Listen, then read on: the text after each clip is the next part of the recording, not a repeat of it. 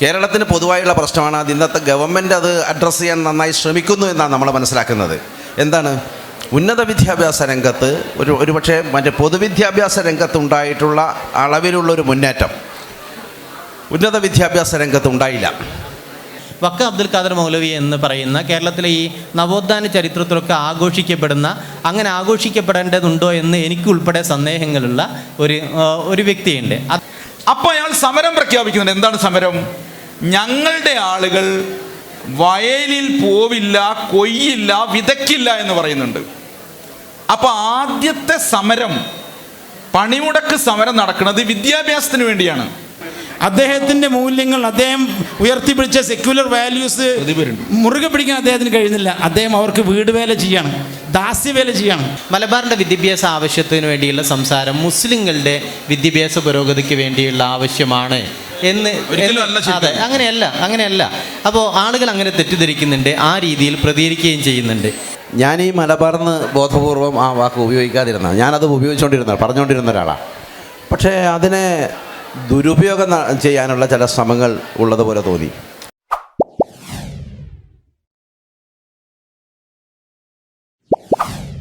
ഒരു സെഷനിലേക്കാണ് നമ്മൾ പോകുന്നത്.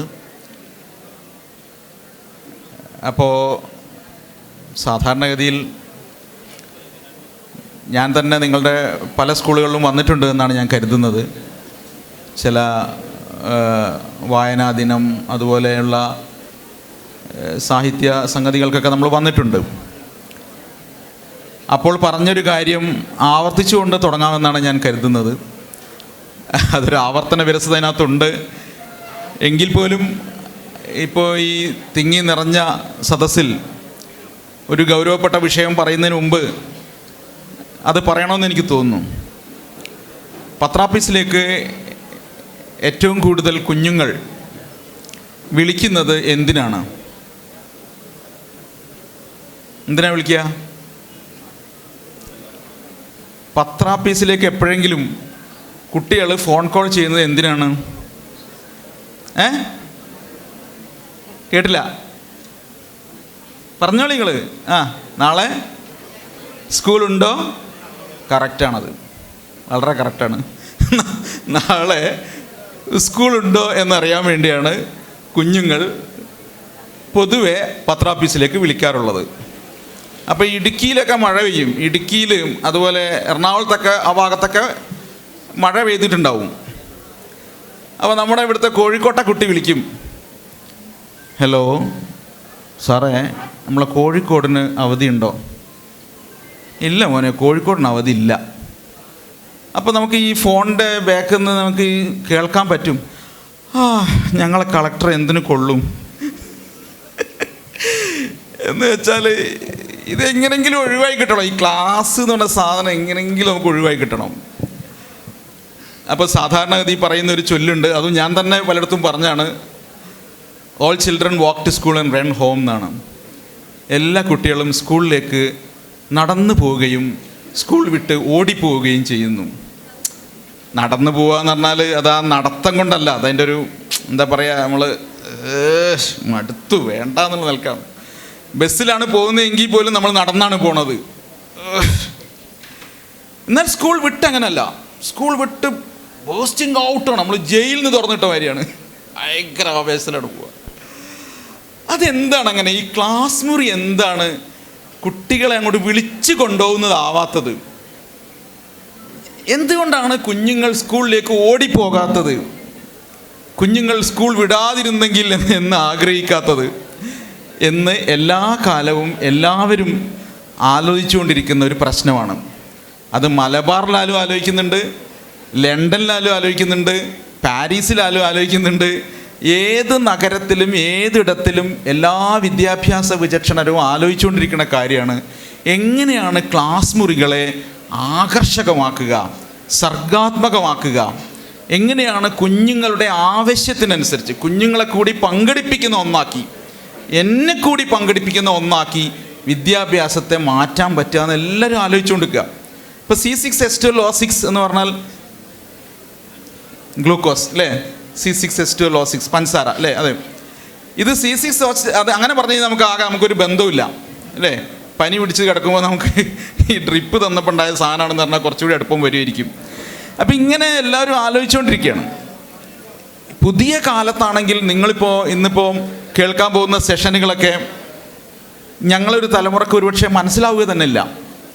നിങ്ങൾ AI കുറിച്ചാണ് പഠിക്കാൻ പോണത്, നിങ്ങൾ വെർച്വൽ റിയാലിറ്റിയെക്കുറിച്ചാണ് പഠിക്കാൻ പോകുന്നത്, ക്ലാസ് മുറിയെക്കുറിച്ചുള്ള സങ്കല്പമേ മാറിയിരിക്കുന്നു. ഇപ്പോൾ കോവിഡ് കാലം വന്നപ്പോൾ നമ്മൾ ക്ലാസ് മുറി എന്ന് പറയുന്നത് ആ ഒരു സർക്കിളിൽ നിൽക്കുന്ന ഒരു സ്ഥലം അല്ലാതെയായി മാറി. എവിടെയിരുന്നു നിങ്ങൾക്ക് ക്ലാസ് കേൾക്കാൻ പറ്റുന്ന സ്ഥിതി ഉണ്ടായി.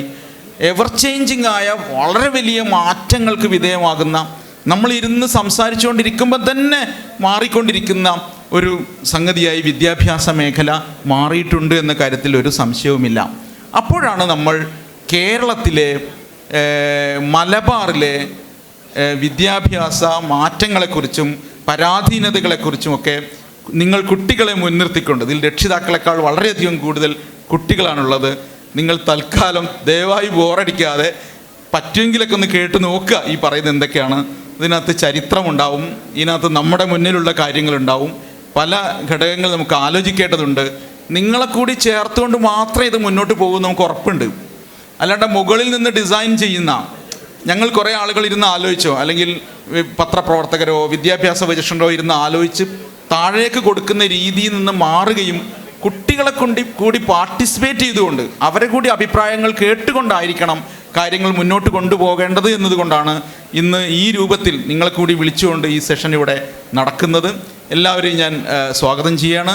ഇതിൽ പങ്കെടുക്കുന്നത് ഒന്ന് മുഹമ്മദ് അലി കിനാലൂരാണ്. അദ്ദേഹം എഴുത്തുകാരനാണ്, പത്രപ്രവർത്തകനാണ്, സാംസ്കാരിക രംഗത്ത് നിറഞ്ഞു നിൽക്കുന്ന വ്യക്തിത്വമാണ്. മറ്റൊന്ന് നമ്മുടെ വിക്ടോറിയ കോളേജിലെ അധ്യാപകനായ പത്തക്കുളം സാറാണ്. അദ്ദേഹത്തെയും ഞാൻ ഇതിലേക്ക് സ്വാഗതം ചെയ്യാണ്. നമ്മൾ ആലോചിക്കേണ്ടത്, ഇപ്പം കവിതയിൽ ഇങ്ങനെയാണുള്ളത്, ഭാരതം എന്ന പേർ കേട്ടാൽ അഭിമാനപൂരിതമാകണം അന്തരംഗം, കേരളം എന്ന് കേട്ടാലോ തിളയ്ക്കണം ചോര നമുക്ക് ഞരമ്പുകളിൽ നിന്നാണ്. ഭയങ്കരമാണത്. അപ്പം എന്താണ്, ഭാരതം എന്ന പേർ കേട്ടാൽ അഭിമാനപൂരിതമാകണം എന്ന് പറഞ്ഞിട്ട് അടുത്ത വരിയിൽ തന്നെ കവി പറയാണ് കേരളം എന്ന് കേട്ടാൽ തിളയ്ക്കണം ചോര നമുക്ക് ഞരമ്പുകളിൽ. അപ്പോൾ ഭാരതം എന്ന വിശാലമായ ദേശീയതയ്ക്കൊപ്പം തന്നെ നമുക്ക് എന്തുണ്ട്, കേരളം എന്നൊരു ബോധവുമുണ്ട്. അങ്ങനെയാണെങ്കിൽ പിന്നെ കേരളം എന്ന ബോധത്തോടൊപ്പം നമുക്ക് തൊട്ട താഴെ എന്തുണ്ടായിരിക്കും, മലബാർ എന്ന ബോധമുണ്ടായിരിക്കും. അതിൻ്റെയും തൊട്ട താഴെ നമുക്ക് എന്തുണ്ടായിരിക്കും, കോഴിക്കോട് എന്ന ബോധമുണ്ടായിരിക്കും. അതിൻ്റെയും താഴെ നിങ്ങളുടെ നാട്ടിൻ്റെ ഗ്രാമത്തിൽ ഇദ്ദേഹത്തിന് കിനാലൂർ എന്ന ബോധമുണ്ടായിരിക്കും. ദേശീയത അങ്ങനെയാണ്, അത് പല തട്ടുകളിലായി ഇങ്ങനെ നിൽക്കുന്ന, പല വൃത്തങ്ങളിലായി നിൽക്കുന്ന ഒന്നാണ്. അതുകൊണ്ട് നമുക്ക് ഇതിനകത്ത് ഏറ്റവും ഒരു പ്രശ്നവുമില്ല. നമുക്ക് ഇന്ത്യയെക്കുറിച്ച് ചർച്ച ചെയ്യുമ്പോൾ തന്നെ കേരളത്തെക്കുറിച്ച് ചർച്ച ചെയ്യാൻ പറ്റും, മലബാറിനെക്കുറിച്ചും ചർച്ച ചെയ്യാൻ പറ്റും. നമ്മുടെ നാട്ടിൽ നിങ്ങൾക്ക് എല്ലാവർക്കും അറിയാം, കുഞ്ഞുങ്ങളൊക്കെ ഒരു വിഷയം മനസ്സിലാക്കിയതായിരിക്കും. നിങ്ങൾ ആരെങ്കിലും പുറത്ത് എപ്പോഴെങ്കിലും പോയിട്ടുണ്ടെങ്കിൽ, നമ്മളൊക്കെ ഇങ്ങനെ പോയിട്ടുണ്ട്, അതുകൊണ്ടാണ് ഞാൻ പറയുന്നത്, മറ്റ് രാജ്യങ്ങളിൽ പോയിട്ടുണ്ട്, മറ്റ് സംസ്ഥാനങ്ങളിൽ പോയിട്ടുണ്ട്. അപ്പോഴൊക്കെ നമ്മുടെ കേരളം വളരെ വ്യത്യാസപ്പെട്ടതാണ് എന്ന് ഉറപ്പായിട്ടും പറയാൻ പറ്റും. നമ്മുടെ ഇൻസ്റ്റയിലൊക്കെ കേരളത്തെക്കുറിച്ച് വളരെ മോശമായിട്ടാണ് കാണുന്നത്. എന്ത് റോഡുകൾ, അയ്യോ കൊള്ളൂല എന്നൊക്കെയാണ് പറയുന്നതെങ്കിൽ പോലും മറ്റ് നാടുകളിൽ ശരിക്കും നമ്മൾ അവിടുത്തെ ഗ്രാമങ്ങളിലൊക്കെ ചെന്ന് കഴിഞ്ഞാൽ, അവിടുത്തെ സ്കൂളുകൾ കണ്ടു കഴിഞ്ഞാൽ, അവിടുത്തെ ആശുപത്രികൾ കണ്ടു കഴിഞ്ഞാൽ നമ്മുടെ നാട് വളരെ വ്യത്യാസം തന്നെയാണ്. വലിയ മാറ്റങ്ങൾ ഉള്ള സ്ഥലം തന്നെയാണ് നമ്മുടേത്. അങ്ങനെ മാറ്റം ഉണ്ടാകുന്നത് എന്തുകൊണ്ടാണ്? ഇപ്പം മുതിർന്നവർ പറയും, മുതിർന്നവർക്ക് രാഷ്ട്രീയമുള്ളവരൊക്കെ അതിനകത്തുണ്ടാവും. അപ്പോൾ അവർ പറയും അത് മാർക്സിസ്റ്റുകാരുണ്ടാക്കിയതാണ് എന്ന് ചിലർ പറയും. ചിലർ പറയും അല്ല അത് കോൺഗ്രസ്സുകാരുണ്ടാക്കിയതാണെന്ന് പറയും. ചിലർ പറയും അത് അല്ല വേറെ സമുദായ പാർട്ടികൾ ഉണ്ടാക്കിയതാണെന്ന് പറയും. പലരും അവകാശപ്പെടും ഈ മാറ്റങ്ങളൊക്കെ ഞങ്ങൾ ഉണ്ടാക്കിയതാണ് എന്ന്. എന്നാൽ യഥാർത്ഥത്തിൽ ഈ മാറ്റം മുഴുവൻ ഉണ്ടായിട്ടുള്ളത് നമ്മുടെ കടൽ തീരമുള്ളത് കൊണ്ടാണ്. സത്യത്തിൽ നമ്മുടെ കടൽ വഴി പല രാജ്യങ്ങളിലുള്ള മനുഷ്യരിവിടെ വന്നു, പല മതസങ്കല്പങ്ങൾ വന്നു, പല ആശയങ്ങൾ വന്നു. ഇവിടെ പിടിച്ചടക്കാൻ വന്നവർ പോലും എന്താണ്, നമുക്ക് പല തരത്തിലുള്ള സംസ്കാരങ്ങളും കൈമാറി. ഇങ്ങനെ പുറമേ നിന്ന് വന്ന മനുഷ്യരും ഒരു ഘട്ടം കഴിഞ്ഞപ്പോൾ നമ്മൾ പുറമേക്ക് പോവുകയും ചെയ്തു. ഇപ്പം പ്രവാസികൾ എന്ന് പറഞ്ഞത് നിങ്ങൾക്ക് അറിയാവുന്ന കാര്യം, നമ്മളൊക്കെ വീട്ടിൽ പോയിട്ടുള്ളവരുണ്ട്. എത്രയോ മുമ്പേ നമ്മളിവിടുന്ന് മറ്റ് നാടുകളിലേക്ക് സഞ്ചരിച്ചവരാണ് നമ്മൾ. അപ്പം നമ്മൾക്ക് ഈ കേരളത്തിന് അല്ലെങ്കിൽ ഈ മലബാറിന് എപ്പോഴും നമ്മളിവിടെ നിൽക്കുമ്പോൾ തന്നെ നമ്മുടെ ഒരു ഭാഗം എങ്ങോട്ട് കെട്ടിയിരിക്കുന്നു? മറ്റ് നാടുകളുമായി കെട്ടിയിരിക്കുന്നു. അതുകൊണ്ട് അവിടെയൊക്കെ ഉണ്ടാകുന്ന മാറ്റങ്ങൾ നമ്മുടെ നാട്ടിൽ സംഭവിക്കുന്നു. ചെറിയൊരു ഉദാഹരണം എടുക്കൂ. ഇപ്പം മന്തി എന്ന് പറഞ്ഞ ഒരു ഭക്ഷണ പദാർത്ഥം അല്ലേ, അത് സത്യത്തിൽ കേരളത്തിലുള്ളതല്ലല്ലോ. ഇപ്പം കേരളത്തിലെ ഹോട്ടലുകളിൽ ഇപ്പം വിളമ്പുന്ന മിക്ക ഭക്ഷണങ്ങളും എവിടെ നിന്ന് വരുന്നതാണ്? അറബ് നാടുകളിൽ നിന്ന് വരുന്നതാണ്, അല്ലെങ്കിൽ ചൈനീസ് ഫുഡാണ്. അപ്പോൾ പുറത്തുനിന്ന് വരുന്നതാണ്. അപ്പോൾ നമ്മളെപ്പോഴും പുറമേ നിന്ന് വരുന്നതിനും പുറമേക്ക് സഞ്ചരിക്കുന്നതിനും ഇഷ്ടമുള്ള തുറന്ന മനുഷ്യരായതുകൊണ്ടാണ് യഥാർത്ഥത്തിൽ ഈ മാറ്റങ്ങളെല്ലാം ഉണ്ടായിട്ടുള്ളത്. അപ്പോൾ മലബാറിൻ്റെ ചരിത്രം, വിദ്യാഭ്യാസ ചരിത്രത്തെ തന്നെയാണ് ആദ്യം നമ്മൾ ചർച്ചയ്ക്കെടുക്കേണ്ടത് എന്ന് തോന്നും. എന്താ നിങ്ങളുടെ അഭിപ്രായം? ചരിത്രത്തിൽ തുടങ്ങല്ലേ അല്ലേ? ഉറങ്ങി ഞങ്ങളില്ലല്ലോ? ഇല്ല, ശരി. അപ്പോൾ നമുക്ക് കിനാലൂർ അതിൻ്റെ ചരിത്രത്തെക്കുറിച്ച് അല്പം പറയും. പറ്റുമെങ്കിലൊക്കെ ഞാനും ഇടയ്ക്കൊക്കെ ഇടപെടാൻ നോക്കാം. ബാക്കി പത്തക്കുളം സാർ അതിൽ കൂട്ടിച്ചേർക്കും. നമുക്ക് മർക്കസിൻ്റെയൊക്കെ നേട്ടങ്ങളെക്കുറിച്ച് പറയേണ്ടതുണ്ട്.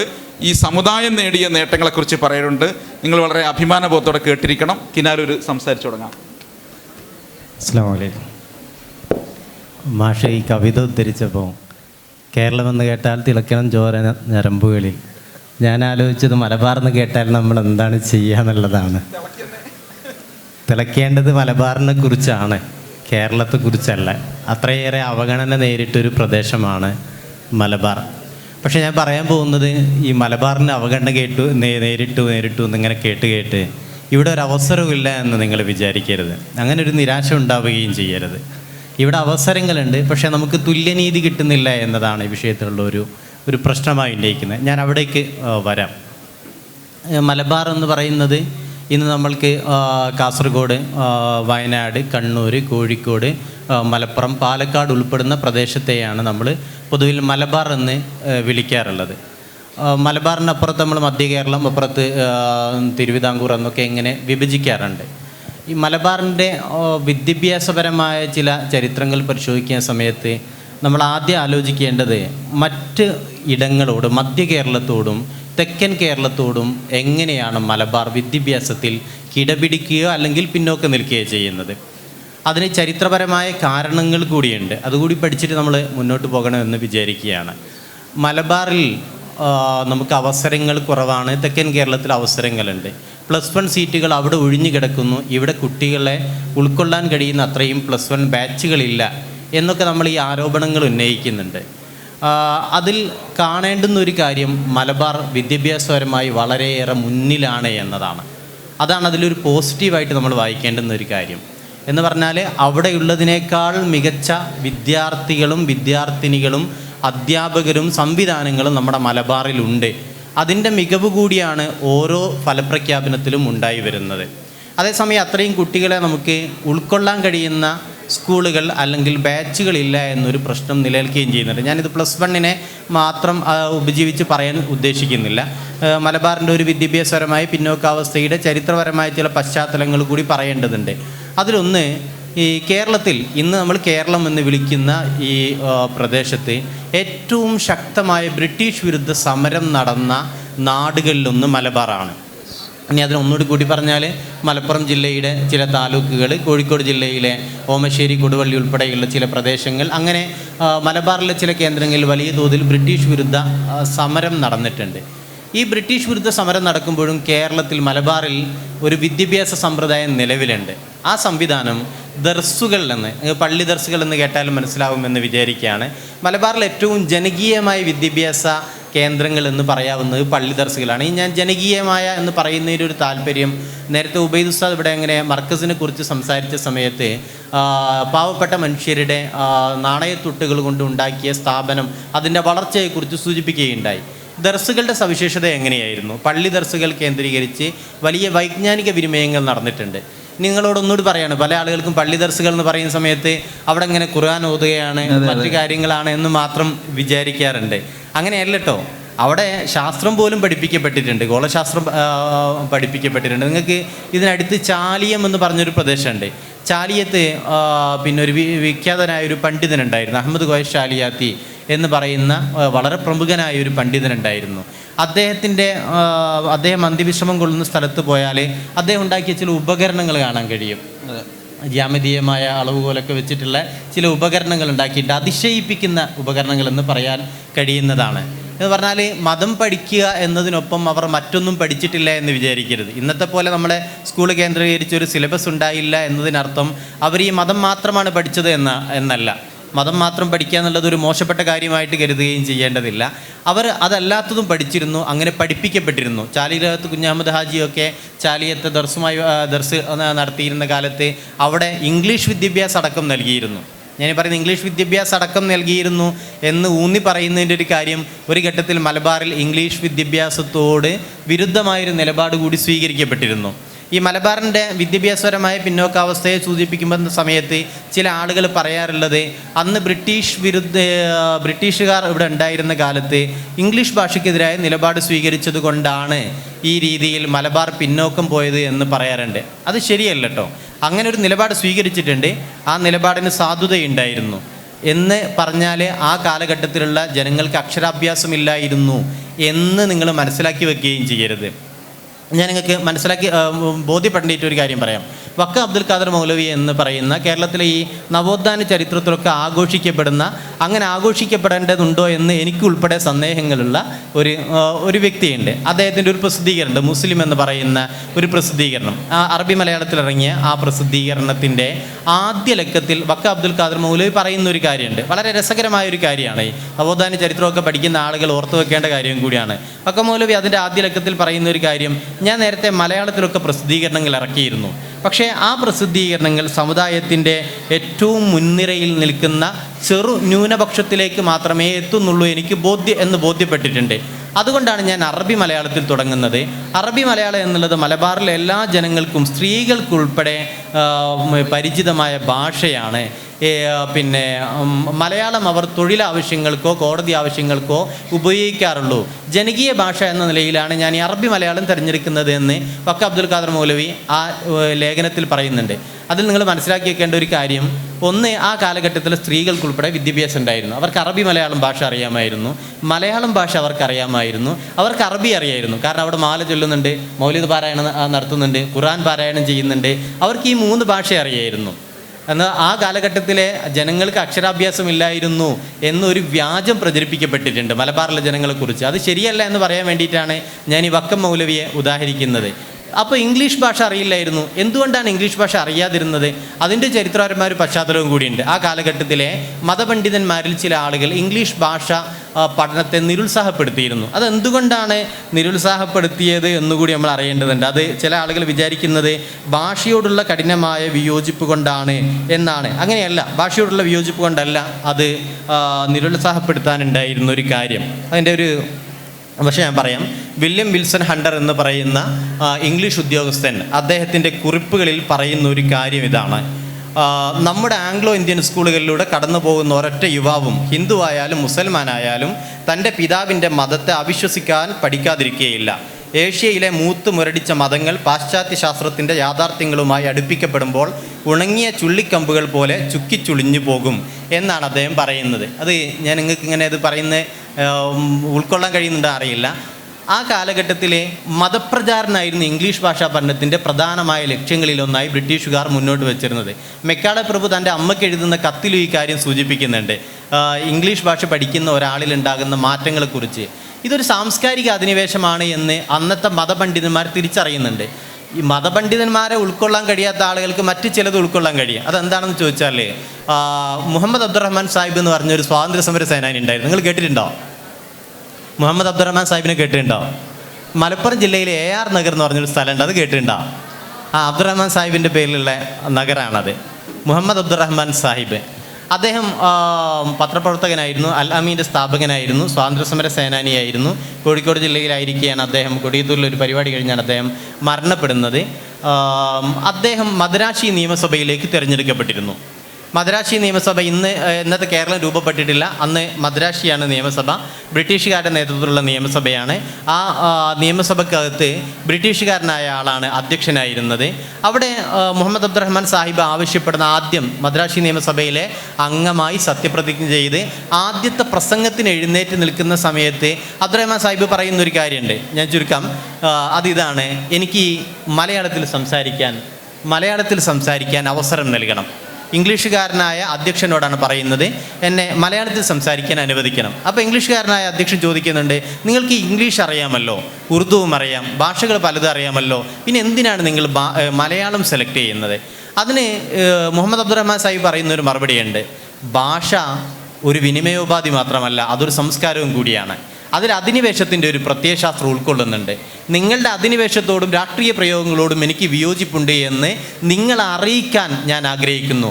അതുകൊണ്ട് നിങ്ങളുടെ ഭാഷ ഞാൻ എൻ്റെ പ്രസംഗത്തിന് ഉപയോഗിക്കുന്നില്ല, ഞാൻ മലയാളത്തിൽ സംസാരിക്കാൻ ആഗ്രഹിക്കുന്നു എന്ന് മുഹമ്മദ് അബ്ദുറഹ്മാൻ സാഹിബ് വിശദീകരിക്കുകയുണ്ട്.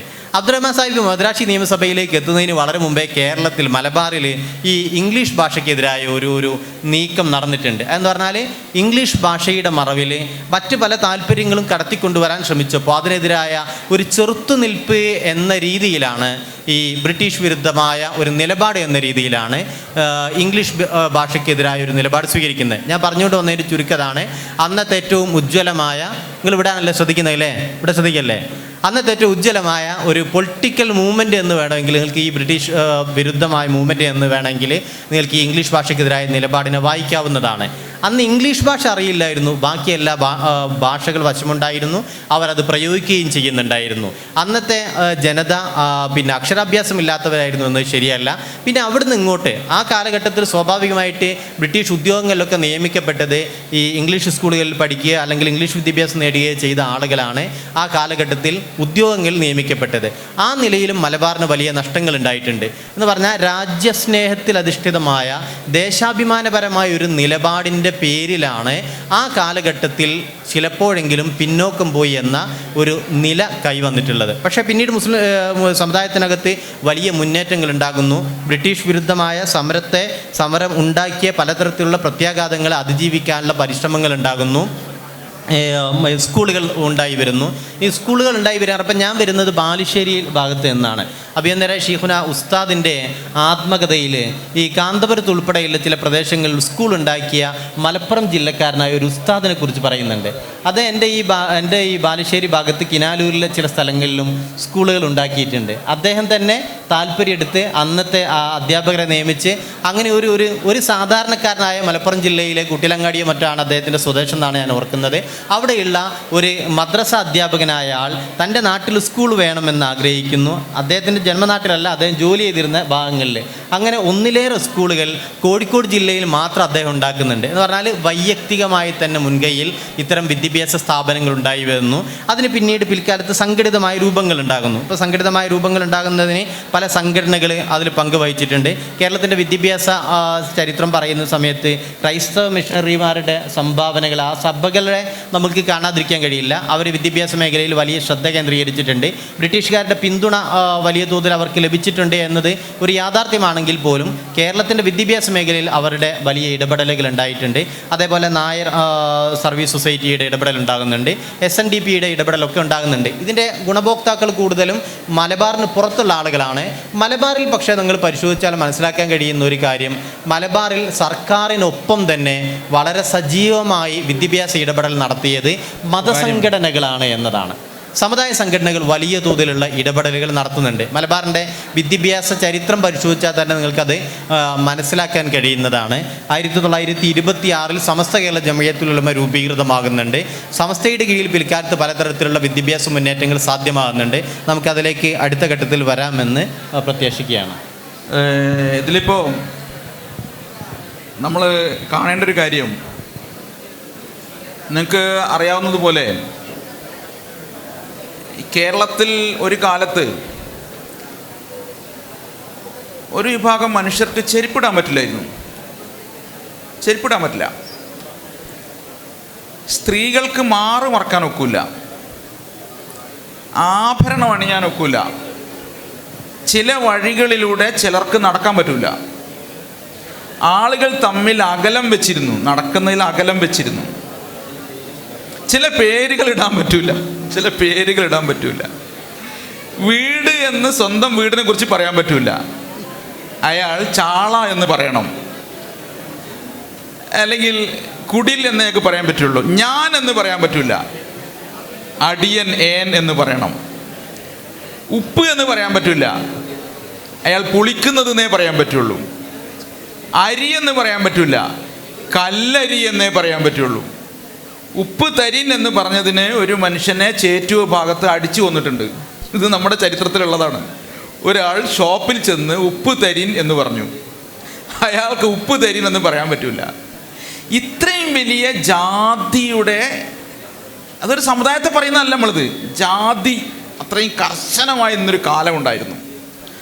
ആ കാലത്തിനെതിരായി വലിയ സമരം ഉയർന്നു വന്നു നമ്മുടെ മറ്റേ ഭാഗത്ത്, നമ്മുടെ മലബാറിൻ്റെ അപ്പുറത്തെ സൈഡിൽ. ആ സമരങ്ങളുടെ ഒരു പ്രത്യേകത, അതിനകത്ത് ശ്രീനാരായണ ഗുരു ആവട്ടെ, ഈ അയ്യങ്കാളി ആവട്ടെ, അവരൊക്കെ വിദ്യാഭ്യാസത്തെ കൂടി മുൻനിർത്തിയിരുന്നു. അതാണ് ഇപ്പോൾ നേരത്തെ കിങ്ങാൽ സാർ പറയാൻ ശ്രമിച്ചത്. ഒരു മതത്തിൻ്റെ, ഒരു സാമൂഹിക പരിഷ്കരണത്തിൻ്റെ പണിയാണ് അവരെടുക്കുന്നത്.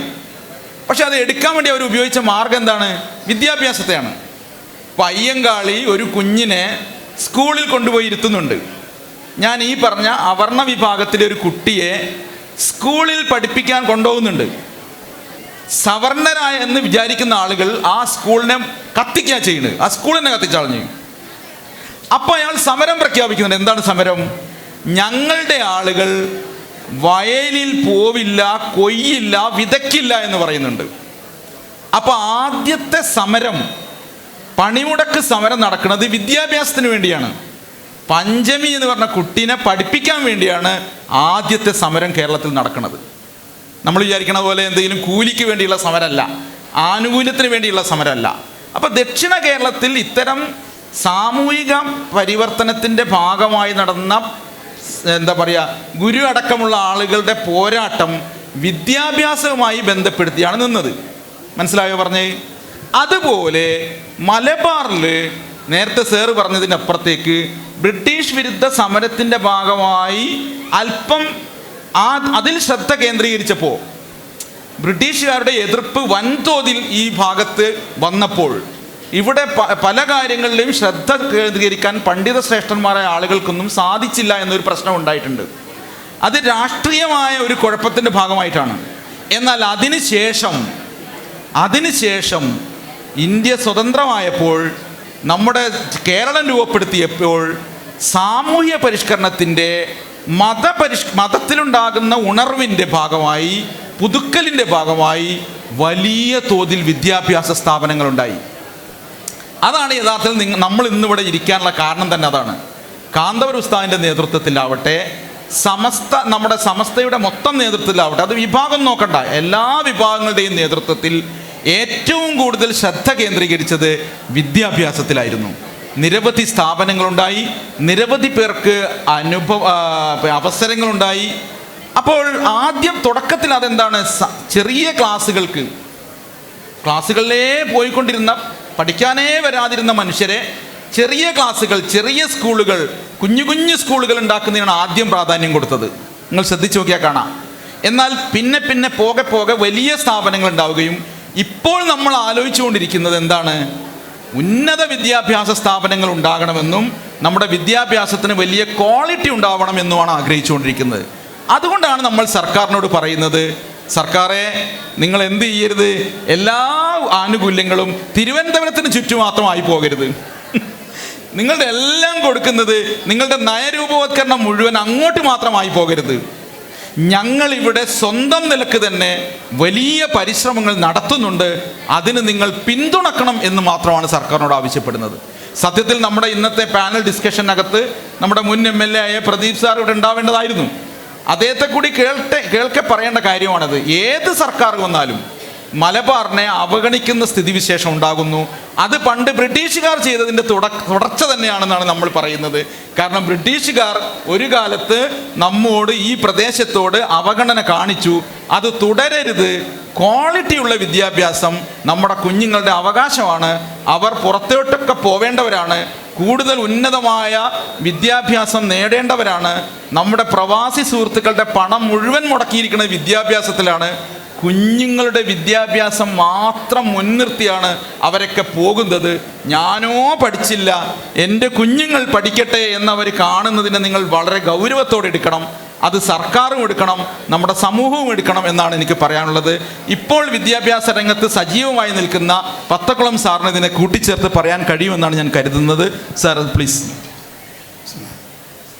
ആദ്യമായി ഈ പ്രോഗ്രാം സംഘടിപ്പിച്ച മർക്കസ് അലുമിനി ഭാരവാഹികൾക്കും മർക്കസ് ഗ്രൂപ്പ് ഓഫ് ഇൻസ്റ്റിറ്റ്യൂഷൻസ് നടത്തുന്ന ധീരമായ ശ്രമങ്ങൾക്കും എല്ലാവിധ ഐക്യദാർഢ്യവും പ്രഖ്യാപിക്കാനും അതോടൊപ്പം തന്നെ അഭിനന്ദിക്കാനും ഞാൻ ആഗ്രഹിക്കുകയാണ്. മുസ്തഫ സാർ പറഞ്ഞ പോലെ ഈ ജാതീയമായ വിവേചനങ്ങൾ ഒട്ടേറെ ഉണ്ടായതുകൊണ്ട് തന്നെയാണ് കുമാരനാശാൻ തൊട്ടുകൂടാത്തവർ, തീണ്ടിക്കൂടാത്തവർ, ദൃഷ്ടിയിൽ പെട്ടാലും ദോഷമുള്ളവർ, കെട്ടില്ലാത്തവർ, തമ്മിലില്ലാത്തവർ, ഇങ്ങനെ ഒട്ടല്ലഹോ ജാതി കോമരങ്ങൾ. അതൊരു ഭാഗത്ത് നിൽക്കുമ്പോൾ തന്നെ ആദ്യമായി എഴുതിയ മലയാളത്തിൽ എഴുതിയ നോവലുകളിൽ ഇന്ദുലേഖയിൽ ഷിന്നിനെ മദ്രാസ് കൊണ്ടുപോയി പഠിപ്പിക്കാൻ പറയുന്നുണ്ട്. അപ്പോൾ മാധവൻ അതിന് ശ്രമിച്ചുകൊണ്ടിരിക്കുമ്പോൾ പഞ്ചുമേനോൻ ആ തറവാട മേൽക്കോയ്മ, പാട്രിയാർക്കി എന്ന് പറയുന്ന ആ സാധനം മേൽക്കോയ്മ, അതൊന്നും പാടില്ല എന്ന് പറയുന്നുണ്ട്. ചിന്നൻ പഠിക്കാൻ പാടില്ല. ചിന്നൻ സത്യം പറഞ്ഞാൽ ശൂദ്രജാതിക്കാരനല്ല, അവൻ പട്ടരുടെ മകനാണ്. മറ്റേ ഏതോ കുട്ടിപ്പട്ടരുടെ മകനാണ്. എന്ന് ആ ചിന്നന് പോലും മദ്രാസിൽ പോയി പഠിക്കാൻ പാടില്ല എന്ന് പറഞ്ഞ് മാധവനോട് കയർക്കുന്നുണ്ട്. അപ്പോൾ അതൊരു ആഖ്യാന, ഒരു നെറേറ്റീവായിട്ട് തന്നെ നിലനിൽക്കുന്നുണ്ട്. ഞാൻ അല്പം ഈ കഴിഞ്ഞ കാലത്തെക്കുറിച്ച് മറ്റേ കിനാലൂരും മുസ്തഫ പറഞ്ഞു. ഞാൻ ഇന്നത്തെ പ്രസൻറ്റ് സിനാരിയോയിൽ വിദ്യാഭ്യാസത്തിൻ്റെ ഒരു 3 കൺസെപ്റ്റ് ജസ്റ്റ് ഒന്ന് പറയാൻ ആഗ്രഹിക്കണം. കാരണം ഞാൻ ഈ ഫീൽഡിലാണ്. 3 പ്രധാനപ്പെട്ട സംഭവമാണ് നമ്മൾ വിദ്യാഭ്യാസം കൊണ്ട് ഉദ്ദേശിക്കുന്നത്. ഒന്ന് ക്യാരക്ടർ ബിൽഡിംഗ്, അത് വളരെ പ്രധാനമാണ്. മറ്റൊന്ന് കാരിയർ ബിൽഡിംഗ്, നമ്മൾ തൊഴിൽ രൂപീകരണത്തിനുള്ള നമ്മളൊരു കാരിയർ ഫോർമേഷനോ കാരിയർ പ്ലാനിങ്ങോ എന്ന് പറയുന്ന സാധനം, അതാണ് ഇപ്പോൾ ഇവിടെ നടക്കാൻ പോകുന്നത്. മൂന്നാമത്തൊന്ന് നാഷണൽ ബിൽഡിംഗ്, രാഷ്ട്ര നിർമ്മാണം. അപ്പോൾ ഇന്നത്തെ പ്രസൻറ്റ് സിനാറിയോ വെച്ച് ഇന്ത്യയുടെ സമകാലിക, നമ്മൾ അറബിയിലെ ഒരു ചൊല്ലുണ്ട്, അഫ്ദലുൽ ഇൽമി ഇൽമുൽ ഹാൽ, the most important knowledge is what is being done in the current situation. ഇന്നത്തെ പ്രസൻറ്റ് സിറ്റുവേഷനിൽ ക്യാരക്ടർ ബിൽഡിംഗ് ഇല്ലാത്തൊരു എഡ്യൂക്കേഷൻ, അതിൻ്റെ പരിണിത ഫലമാണ് ഇന്ന് നാട്ടിൽ നടക്കുന്ന എത്രയോ ഡിജിറ്റലായിട്ടുള്ള എത്രമാത്രം ചതിക്കുഴികൾ. വിദ്യാസമ്പന്നരായ ആൾക്കാരാണ് അതിമനോഹരമായ രീതിയിൽ വളരെ സട്ടിൽ വേയിൽ ഇരുന്നുകൊണ്ട് ജാർഖണ്ഡിലോ അല്ലെങ്കിൽ ധാക്കയിലോ അതല്ലെങ്കിൽ ആഫ്രിക്കയിലോ വേറെങ്കിലും ഇരുന്നുകൊണ്ട് മറ്റുള്ളവരുടെ തട്ടിപ്പ്, അതായത് അക്കൗണ്ടിൽ നിന്ന് പൈസ കോടികൾ തട്ടി, അത് വിദ്യാഭ്യാസത്തിൻ്റെ കുറവുള്ളതുകൊണ്ടല്ല, അവർ ക്യാരക്ടർ നഷ്ടപ്പെട്ടു പോയി. മറ്റൊന്ന് കാരിയർ ബിൽഡിങ്ങാണ്. നല്ല എഡ്യൂക്കേറ്റഡ് ആണ്, വളരെ ഈവൻ PhD ഉണ്ട്, അല്ലെങ്കിൽ വേറെ ടെക്നിക്കൽ എഡ്യൂക്കേഷൻ ഉണ്ട്, പക്ഷേ he does not know what to do. എന്നാണ് വിദ്യാഭ്യാസത്തിൻ്റെ, എങ്ങനെയാണ് അവൻ പഠിച്ച വിദ്യാഭ്യാസം അവൻ്റെ ഡെവലപ്മെൻറ്റിന് ഉപയോഗിക്കാൻ പറ്റുന്നത്, അത് അവൻ പഠിച്ചിട്ടില്ല. അപ്പോൾ അതുകൊണ്ട്, അതായത് നെയ്യില്ലാത്ത നെയ്യപ്പങ്ങൾ, ബിടെക് ഉണ്ട്, പക്ഷേ he does not know the basic engineering skills. ഡോക്ടറാണ്, പക്ഷേ അദ്ദേഹത്തിന് ബേസിക്കില്ലാത്ത വേറെ എന്തൊരു ഇതിലാണ്, അദ്ദേഹത്തിന് ആ സമീപനമല്ല. ഇപ്പോൾ എങ്ങനെ പെരുമാറണം, ഒരുപക്ഷെ എല്ലാ ഡോക്ടർമാരെ പറ്റി ഇപ്പോൾ ലേറ്റസ്റ്റ് മെഡിക്കൽ കോളേജ് സംഭവമാണ്, ഞാനത് പറയുന്നില്ല. ഏതായാലും അത്തരത്തിലുള്ള, അതായത് സയൻസ് മൊറാലിറ്റി ഇല്ലാത്തൊരു ഡോക്ടർ സ്വാഭാവികമായിട്ടും ഏത് രീതിയിലും കൊടുത്ത പൈസ എങ്ങനെയെങ്കിലും ഉസൂലാക്കുക എന്നുള്ള ഒരു വലിയ സംഭവം. അത് എഞ്ചിനീയറായാലും ശരി, പബ്ലിക് PSC കിട്ടിപ്പോയിന്ന വില്ലേജ് ഓഫീസറായാലും ശരി, ശമ്പളത്തിൻ്റെ പുറമെ തേന്, ഇപ്പോൾ പാലക്കാട് ജില്ലയിലൊക്കെ പറയുകയാണെങ്കിൽ അട്ടപ്പാടി എന്ന് പറഞ്ഞാൽ തേന്, അത്യാവശ്യം എല്ലാ സാധനങ്ങളും അങ്ങോട്ട് പോകുമ്പോൾ കൊണ്ടുപോകും. അപ്പോൾ അവൻ കിട്ടുന്ന ശമ്പളത്തിന് പുറമെ പരമാവധി ചൂഷണം ചെയ്യാവുന്നൊരവസ്ഥ വരുന്നു. അതോടൊപ്പം തന്നെ നമ്മുടെ സാഹചര്യങ്ങൾ പഠിച്ചിട്ട്, ഇപ്പോൾ ഉദാഹരണം BA ഇംഗ്ലീഷ് കഴിഞ്ഞ എത്ര ആൾക്കാരുണ്ട്, MA ഇംഗ്ലീഷ് കഴിഞ്ഞ ആൾക്കാരുണ്ട്, പക്ഷേ does not know how to face an interview. ഒരു ഇൻ്റർവ്യൂവിന് പോകുമ്പോൾ, ഇപ്പോൾ ടീച്ചർ B.Ed കഴിഞ്ഞാണ്, PG കഴിഞ്ഞാണ്, നെറ്റുണ്ട്, please introduce your self ഒന്ന് ഇൻട്രൊഡ്യൂസ് ചെയ്യൂ, കുട്ടിയെ ഒന്ന് ഇൻട്രൊഡ്യൂസ് ചെയ്യൂ, പ്ലീസ് ഗിവ് എൻ ഇൻട്രോ എന്നൊക്കെ പറയാം നമ്മൾ ഷോർട്ടിൽ. പ്ലീസ് ഇൻട്രൊഡ്യൂസ് യുവർ സെൽഫ് തരപ്പോൾ ഇങ്ങനെ നിൽക്കും. വേർ ഡു യു ബിലോങ് എന്ന് ചോദിച്ചാൽ അന്തം, where do you belong, where are you coming from എന്നാണ് ചോദിക്കുന്നത്. അപ്പോൾ വേർ ഡു യു ബിലോങ്, ആ ബിലോങ് കേൾക്കുമ്പോൾ എന്തോ, ഏതിന് അവസാനം പറയും ഐ ആം ബിലോങ്ങിങ് ഫ്രം എന്ന് പറയും. ബിലോങ് വന്നാൽ പിന്നെ 2 ചേർക്കണം എന്നാണ്. അപ്പോൾ ഒരു ബേസിക് ആയിട്ടൊരു ഇംഗ്ലീഷ് മീഡിയം സ്കൂളിൽ നമ്മൾ എടുക്കുന്ന ആൾക്കാർ ഒരു അടിസ്ഥാനപരമായ ബേസിക് നോളജ് ഇല്ല അദ്ദേഹത്തിൻ്റെ ഫീൽഡിൽ എന്നുള്ളതാണ് ഇത് ഞാൻ പറയുന്നത്. മൂന്നാമതാണ് നാഷണൽ ബിൽഡിംഗ്, രാഷ്ട്ര നിർമ്മാണം. വൈസ് ചാൻസലറാണ്, ഡീലിറ്റ് ഉണ്ട്, കുറേ സ്റ്റേറ്റ് യൂണിവേഴ്സിറ്റിയിൽ രജിസ്ട്രാറായിട്ട് വർക്ക് ചെയ്തിട്ടുണ്ട്, ഫിനാൻസ് ഓഫീസറാണ്. But does not know what the nation is about. Nation എന്ന് മനസ്സിലാക്കിയതെന്ന് വെച്ചാൽ സങ്കുചിത ദേശീയത ഉയർത്തിപ്പിടിക്കുന്നത് അതാണ് രാഷ്ട്രം, അതാണ് രാഷ്ട്രസങ്കല്പം. എനിക്കറിയാവുന്നൊരു അറിയപ്പെട്ട ഒരാളുണ്ട്, ജവഹർലാൽ നെഹ്റു യൂണിവേഴ്സിറ്റി, ഞാൻ ഡൽഹിയിൽ നേരിട്ട് കണ്ട ആളാണ്. ഞാൻ പേര് പറയുന്നില്ല, അതൊരു അനൗചിത്യമായിരിക്കും. അദ്ദേഹം ഇപ്പോൾ ഇരിക്കുന്നത്, അദ്ദേഹം സെക്യുലർ വാല്യൂസിനൊക്കെ പൊരുന്ന ആളാണ് നമ്മൾ വെച്ചത്. JNU അല്ലേ, JNU പറയുമ്പോൾ കനയ്യകുമാർ, നമുക്കൊരു വലിയ ലെഗസി ഉണ്ട്. കുറച്ച് കാലത്തിന് മുമ്പ് ശേഷം എനിക്ക് മനസ്സിലായി അദ്ദേഹം ഇന്ത്യൻ ഇൻസ്റ്റിറ്റ്യൂട്ട് ഓഫ് അഡ്വാൻസ് സ്റ്റഡീസിൻ്റെ ഡയറക്ടറാണ്. ശരി. ഇന്ത്യൻ ഇൻസ്റ്റിറ്റ്യൂട്ട് ഓഫ് അഡ്വാൻസ് സ്റ്റഡീസിൻ്റെ ഡയറക്ടറാണ്. സ്വാഭാവികമായിട്ടും നിലവിലുള്ള ഭരണ സംവിധാനത്തോട് അത് ഉൾക്കൊള്ളുന്ന വ്യവസ്ഥിതിയോട് പൊരുതാൻ അദ്ദേഹത്തിന് കഴിയില്ല. അദ്ദേഹത്തിൻ്റെ മൂല്യങ്ങൾ, അദ്ദേഹം ഉയർത്തിപ്പിടിച്ച സെക്യുലർ വാല്യൂസ് മുറുകെ പിടിക്കാൻ അദ്ദേഹത്തിന് കഴിയുന്നില്ല. അദ്ദേഹം അവർക്ക് വീട് വേല ചെയ്യാണ്, ദാസ്യവേല ചെയ്യാണ്. റഡാർ ഉണ്ടായത് കാണാൻ പറ്റില്ല, അറിയില്ലോ, പറയേണ്ട ആവശ്യമില്ലല്ലേ. വോർ റുക്കുവാദി പാപ്പ അറിയോ, വോർ റുക്കുവാദി പാപ്പ, യുദ്ധം, യുക്രൈൻ യുദ്ധം റുക്കുവാദി പാപ്പ എന്ന് പറഞ്ഞ രീതിയിലുള്ള അവസ്ഥയിലാണ്. അത്രമാത്രം when ദെവർ asked to go ദെവർ crawling. മാധ്യമങ്ങളൊക്കെ ഇങ്ങനെ, എല്ലാ മാധ്യമങ്ങളും ഞാൻ പറയുന്നില്ല, വീട്ടുവേല ചെയ്യുന്ന സംഭവം. അപ്പോൾ അവർക്ക് എഡ്യൂക്കേഷൻ ഉണ്ട്, ഇൻ്റർനാഷണൽ മാസ് കമ്മ്യൂണിക്കേഷനിൽ PhD ഉണ്ട്. പക്ഷേ ദേശീയ സങ്കല്പം എന്താ, രാഷ്ട്ര നിർമ്മാണം വെച്ചാൽ എല്ലാവരും ഉൾക്കൊള്ളാവുന്ന പ്ലൂറലിസം, സമന്വയത്തിൻ്റെ ഭാഷ അറിയില്ല. ആരൊക്കെയോ വക മാറ്റിക്കൊണ്ട് അല്ലെങ്കിൽ ആരൊക്കെയോ മാറ്റി നിർത്തിക്കൊണ്ടുള്ള ഒരു രാഷ്ട്രസങ്കല്പം. അതിലൂടെ നാഷണൽ ഇൻ്റഗ്രേഷൻ അല്ല അവർ ഉദ്ദേശിക്കുന്നത്, നാഷണൽ ഡിസ്ഇൻ്റഗ്രേഷനാണ്. ദേശീയോത്ഗ്രഥനമല്ല ഉദ്ദേശിക്കുന്നത്, രാഷ്ട്രത്വ നിർമ്മാണമല്ല ഉദ്ദേശിക്കുന്നത്. രാഷ്ട്രം എങ്ങനെ ഒരു സങ്കുചിത ജിങ്കോയിസ്റ്റ് നാഷണലിസം, ഈ ഒരു രീതിയിലേക്കാണ് എഡ്യൂക്കേറ്റഡ് ആയ ആൾക്കാർ പോകുന്നത്. അപ്പോൾ ഈ മൂന്നും നമ്മൾ ഉൾക്കൊള്ളാൻ നമ്മൾ തയ്യാറാണ്. പ്രത്യേകിച്ച് എനിക്ക് A+കാരല്ലാത്ത ആൾക്കാരോട് ഒരു കാര്യം പറയാനുണ്ട്. കാരണം ഞാൻ A+കാരനല്ല. A+ അല്ലാതെ എത്ര കുട്ടികളുണ്ട് ക്ലാസ്സിൽ? ഇവിടെ A+, B+ഉം Aകളിലും എത്ര കുട്ടികളുണ്ട്? അതായത് നിങ്ങൾ ഒരുപക്ഷെ തെറ്റിദ്ധരിക്കാം, ഈ ഹ്യൂമാനിറ്റീസ് പഠിക്കുന്ന ആൾക്കാരൊക്കെ ഒരു രണ്ടാന്തരം പൗരന്മാരാണെന്നൊരു കൺസെപ്റ്റ്, അത് തിരുത്തണം ദയവ് ചെയ്തിട്ട്. എൻജിനീയറിങ് കിട്ടി, MBBS കിട്ടി, ഇനി ഒന്നുമില്ല, എവറിത്തിങ് ഈസ് അച്ചീവ്ഡ്, ആ ഒരു കൺസെപ്റ്റ് മാറ്റണം. Humanity is the most important discipline that will take you for a long distance. Humanities-ന് അനന്ത സാധ്യതകളുണ്ട്. ഇന്ന് ലോകം നിയന്ത്രിക്കുന്നതിൽ ഹ്യൂമാനിറ്റീസ് പഠിച്ച ആൾക്കാരാണ്. ഇൻ്റർനാഷണൽ യൂണിവേഴ്സിറ്റിയിലും ഇൻ്റർനാഷണൽ സിനാറിയോയിലൊക്കെ ഏറ്റവും പ്രധാനപ്പെട്ട ബുദ്ധിജീവികളും അക്കാഡമിഷ്യൻസും അവർക്ക് ഹ്യൂമാനിറ്റീസിൽ വന്ന ആൾക്കാരാണ്. അതുകൊണ്ട് ഹ്യൂമാനിറ്റീസിനെ നന്നായി നമ്മൾ പരിപോഷിപ്പിക്കാനും അത്തരത്തിലുള്ളൊരു സ്കിൽ ഡെവലപ്മെൻറ്റ് സെൻറ്റർ ഒരുപക്ഷെ അലുമിനിയുടെ കീഴിലോ അല്ലെങ്കിൽ മർക്കസിൻ്റെ കീഴിലോ ഒരു സ്കിൽ ഡെവലപ്മെൻറ്റ് സെൻറ്റർ ഉണ്ടായിക്കഴിഞ്ഞാൽ വളരെ നന്നാവും. അപ്പോൾ അത് എല്ലാവിധ ഡിസിപ്ലിനിലേക്കും പോകാനൊരു അവസരം ഉണ്ടാവും. അപ്പോൾ ഫ്യൂച്ചറിനെ കുറിച്ചാണ് മലബാറിൻ്റെ ആൾക്കാർ ചിന്തിക്കേണ്ടത്. Present okay it's very important. അതുകൊണ്ടാണ് ഞാൻ ഫ്യൂച്ചറിനെ കുറിച്ച് we should have certain plans to enhance the skills of the students. അവർ അന്തർലീനമായി കിടക്കുന്ന അവരുടെ ഉള്ളിലുള്ള ആ സ്കിൽസിൻ്റെ ഡെവലപ്പ്, അത് മീഡിയ, ലോയർ അല്ലെങ്കിൽ ലാംഗ്വേജസ്. ഇപ്പോൾ നമ്മൾ മൈസൂരിൽ മോഡേൺ ഇന്ത്യൻ ലാംഗ്വേജസ് ഉണ്ട്, ഇവിടെ ഫോറിൻ ലാംഗ്വേജസ്. ഇവിടെയൊക്കെ എത്രയോ റിസർച്ചുകളും ഗവേഷണ പദ്ധതി, ഫുൾ ബ്രൈറ്റ് സ്കോളർഷിപ്പ് ആൾ നമ്മളെ ഈ മർക്കസിൻ്റെ അലുമിനിയിൽ തന്നെയുണ്ട്, full bright scholarship, doctor Roshan Noorani. അപ്പോൾ ഇത്തരത്തിലുള്ള ഫുൾ ബ്രൈറ്റ് സ്കോളർഷിപ്പിലേക്കും മുഹമ്മദ് കൂരിയ എന്നാൾ മലബാറിനെ കുറിച്ച് റിസർച്ച് നടത്തുന്നത്. ഒരു 10-15 പ്രധാനപ്പെട്ട ഇൻ്റർനാഷണൽ സ്റ്റഡീസ് നടക്കുന്നത് മലബാറിനെ കുറിച്ചാണ്. അപ്പോൾ അതിന് അനന്തര സാധ്യതകൾ ഹിസ്റ്ററിക്കും ഇക്കണോമിക്സിനും സോഷ്യോളജി, ആന്ത്രോപോളജി, സൈക്കോളജി, ലാംഗ്വേജസ്, ഇതിനൊക്കെ അനന്ത സാധ്യതകളുണ്ട് എന്ന് മാത്രം പറഞ്ഞുകൊണ്ട് ഞാൻ എൻ്റെ വാക്കുകൾ അവസാനിപ്പിക്കട്ടെ. ഇനി ഇടപെടാം. ഇതിൽ മറ്റൊരു കാര്യം എന്താണെന്ന് വെച്ചാൽ, ഇപ്പോൾ നമ്മുടെ ക്വാളിറ്റി ഓഫ് എഡ്യൂക്കേഷനെ കുറിച്ചാണ് അദ്ദേഹം പറഞ്ഞതെന്ന് എനിക്ക് തോന്നുന്നു. ഇപ്പം നമ്മുടെ മലബാറിലൊന്നും ഇല്ലെന്ന് പറയരുത്. ഇപ്പോൾ നമുക്ക് CWRDM അങ്ങോട്ട് നോക്കിയാണ്ട്, അതിൻ്റെ പുറത്ത് IIM ഉണ്ട്, അതിൻ്റെ പുറത്ത് NIT ഉണ്ട്, ഇവിടെ മെഡിക്കൽ കോളേജ് ഉണ്ട്, അല്ലേ? സ്ഥാപനങ്ങൾ ഇഷ്ടം പോലെ ഉണ്ട്. ഈ സ്ഥാപനങ്ങളിൽ നമ്മുടെ ഒരു പ്രശ്നം, ഒരു ഭാഗത്ത് നമ്മുടെ കുഞ്ഞുങ്ങൾ, ഇപ്പം നിങ്ങളൊക്കെ തന്നെ പഴയ രീതിയിലല്ലല്ലോ, കൂടുതൽ ഐക്യമുള്ളവരായി മാറി, കൂടുതൽ പഠന ശേഷി കൈവന്നു, രക്ഷിതാക്കൾ വളരെ ബോധവാന്മാരാണ്. ഇപ്പം ഞാനൊക്കെ പഠിക്കണ എൻ്റെ ഇപ്പൻ്റെ കാലത്തേക്കാൾ മാറി. എൻ്റെ ഇപ്പോൾ വളരെ എന്താ പറയുക, പഠനത്തിൽ ശ്രദ്ധിച്ച ആളായിരുന്നു. ഞാൻ അദ്ദേഹത്തെ കുറ്റപ്പെടുത്തുകയല്ല, പഠനത്തെ ശ്രദ്ധിച്ച ആളായിരുന്നു.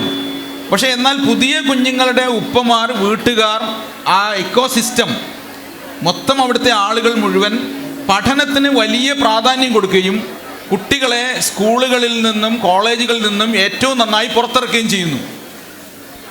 അപ്പോൾ ഒരു ഭാഗത്ത് ആ വളർച്ച സംഭവിക്കുന്നുണ്ട്. എന്നാൽ അവരെ ഉൾക്കൊള്ളാനുള്ള സ്ഥാപനങ്ങൾ നമ്മുടെ നാട്ടിൽ ഇല്ലാതെ പോകുന്നു. നിങ്ങൾ നോക്കൂ, ഈ സ്ഥാപനങ്ങൾ തന്നെ ദേശീയ തലത്തിൽ മൊത്തത്തിൽ തുറന്നു വെച്ചിരിക്കുകയാണ്. അപ്പോൾ അതുകൊണ്ട് IIM-ൽ പഠിക്കാൻ വരുന്ന കുട്ടികളിൽ നല്ല ശതമാനവും പുറമേ നിന്നുള്ളവരാണ്. CWRDM-ൽ ഗവേഷണം നടത്തുന്നത് മുഴുവൻ പുറത്തുനിന്നുള്ള കുട്ടികളാണ്. പുറത്തുനിന്നുള്ളവർ വരണ്ടെന്നല്ല നമ്മൾ പറയുന്നത്, ഒരു മക്കൾവാദമല്ല ഞാൻ പറയുന്നത്. പക്ഷെ നമ്മുടെ കുഞ്ഞുങ്ങളെ ഉൾക്കൊള്ളാനുള്ള സ്ഥാപനങ്ങൾ നമ്മുടെ നാട്ടിലില്ല. ഇതുണ്ടായി വരേണ്ടതുണ്ട്. ഇത് മുഴുവൻ സർക്കാരിന് സാധിക്കുമെന്ന് നമ്മൾ കരുതുന്നുമില്ല. സർക്കാർ വിവേചനം അവസാനിപ്പിക്കണമെന്നേ പറയുന്നുള്ളൂ.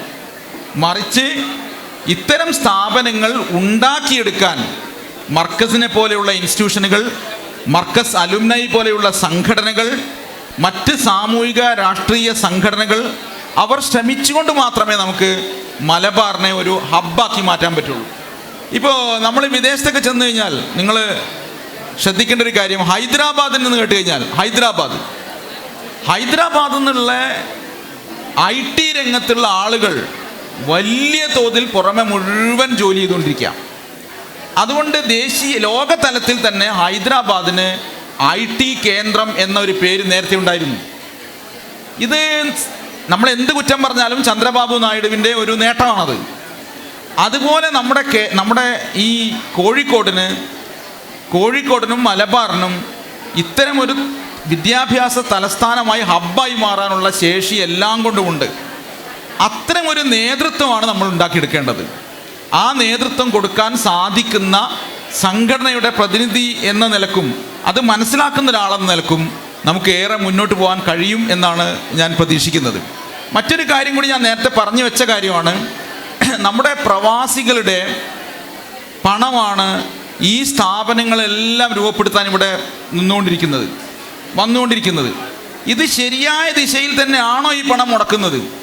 നമ്മുടെ കുട്ടികൾ പഠിക്കുന്ന കോഴ്സ് ഭാവിയിൽ ആവശ്യമുള്ളത് തന്നെയാണോ, അല്ലെങ്കിൽ മുന്നോട്ട് നമ്മുടെ കുട്ടികളെ കൊണ്ടുപോകാൻ പറ്റുന്നതാണോ എന്നതിനെക്കുറിച്ച് നല്ല ആലോചന നടക്കേണ്ടതുണ്ട്. അതുകൊണ്ട് ഈ പണം പുതുതലമുറ ഏറ്റവും പുതിയ കോഴ്സുകളിലും ഏറ്റവും പുതിയ വിദ്യാഭ്യാസ പദ്ധതികളിലും വഴിതിരിച്ചു വിടാനുള്ള ശ്രമം കൂടി നമ്മൾ നടത്തിയിട്ടില്ലെങ്കിൽ എന്താ സംഭവിക്കുക? ഒരു പാഴായ മുതൽ മുടക്ക് നടത്തിയതിൻ്റെ പേരിലായിരിക്കും നമ്മളെല്ലാവരും കുറ്റക്കാരാവും എന്നാണ് എനിക്ക് തോന്നുന്നത്. അതുകൊണ്ട് നമ്മുടെ ഈ പ്രദേശത്തെ മാറ്റി തീർക്കുന്നതിനുള്ള പങ്കാളിത്തത്തിൽ നമ്മളെല്ലാവരും ഒരുപോലെ പങ്കെടുക്കേണ്ടതാണ്. അതിനെക്കുറിച്ച് ആലോചനകൾ നടക്കേണ്ടതാണ്, പഠിക്കേണ്ടതാണ്. എന്തൊക്കെ സംഗതികളാണ് വരേണ്ടതെന്ന് നമുക്ക് തന്നെ ഒരു ധാരണ ഉണ്ടാവേണ്ടതാണെന്ന് എനിക്ക് തോന്നുന്നത്. കിനാലൂർ കുറച്ചും കൂടി കൂട്ടിച്ചേർക്കും. അല്ല, നമ്മൾ ഈ മലബാറിൻ്റെ ഈ വിദ്യാഭ്യാസ പ്രശ്നം പറയുമ്പോഴേ പൊതുവിൽ അത് വ്യാഖ്യാനിക്കപ്പെടുന്ന അല്ലെങ്കിൽ വായിക്കപ്പെടുകയും അവതരിപ്പിക്കുന്ന ആളുകളുടെ പ്രശ്നമാണോന്ന് അറിയില്ല. അതൊരു മുസ്ലിം പ്രശ്നമാണ് എന്ന് പലപ്പോഴും ആളുകൾ തെറ്റിദ്ധരിക്കാറുണ്ട്.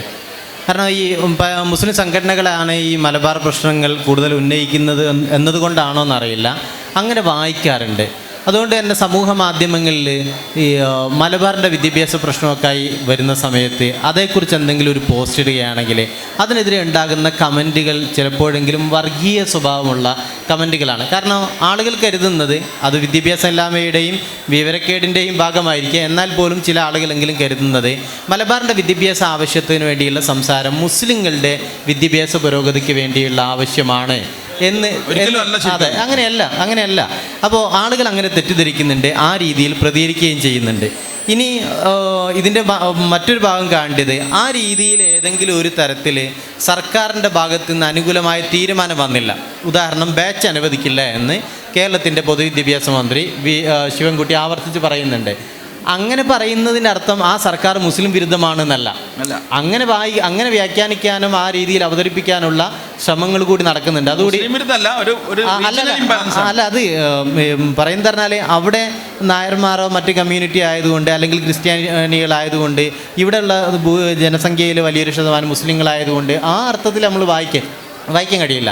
സർക്കാരിന് പലതരത്തിലുള്ള പ്രതിസന്ധികളുണ്ട്. ആ പ്രതിസന്ധികൾ മറികടക്കാൻ മറ്റു വഴികളില്ലേ എന്ന ചോദ്യം ഉണ്ടായിരിക്കെ തന്നെ ഇതിനൊരു മുസ്ലിം കമ്മ്യൂണിറ്റിയുടെ മാത്രം പ്രശ്നമായി കാണുന്നതിൽ തീർച്ചയായും വലിയ അനൗചിത്യമുണ്ട്, പ്രശ്നങ്ങളുണ്ട്.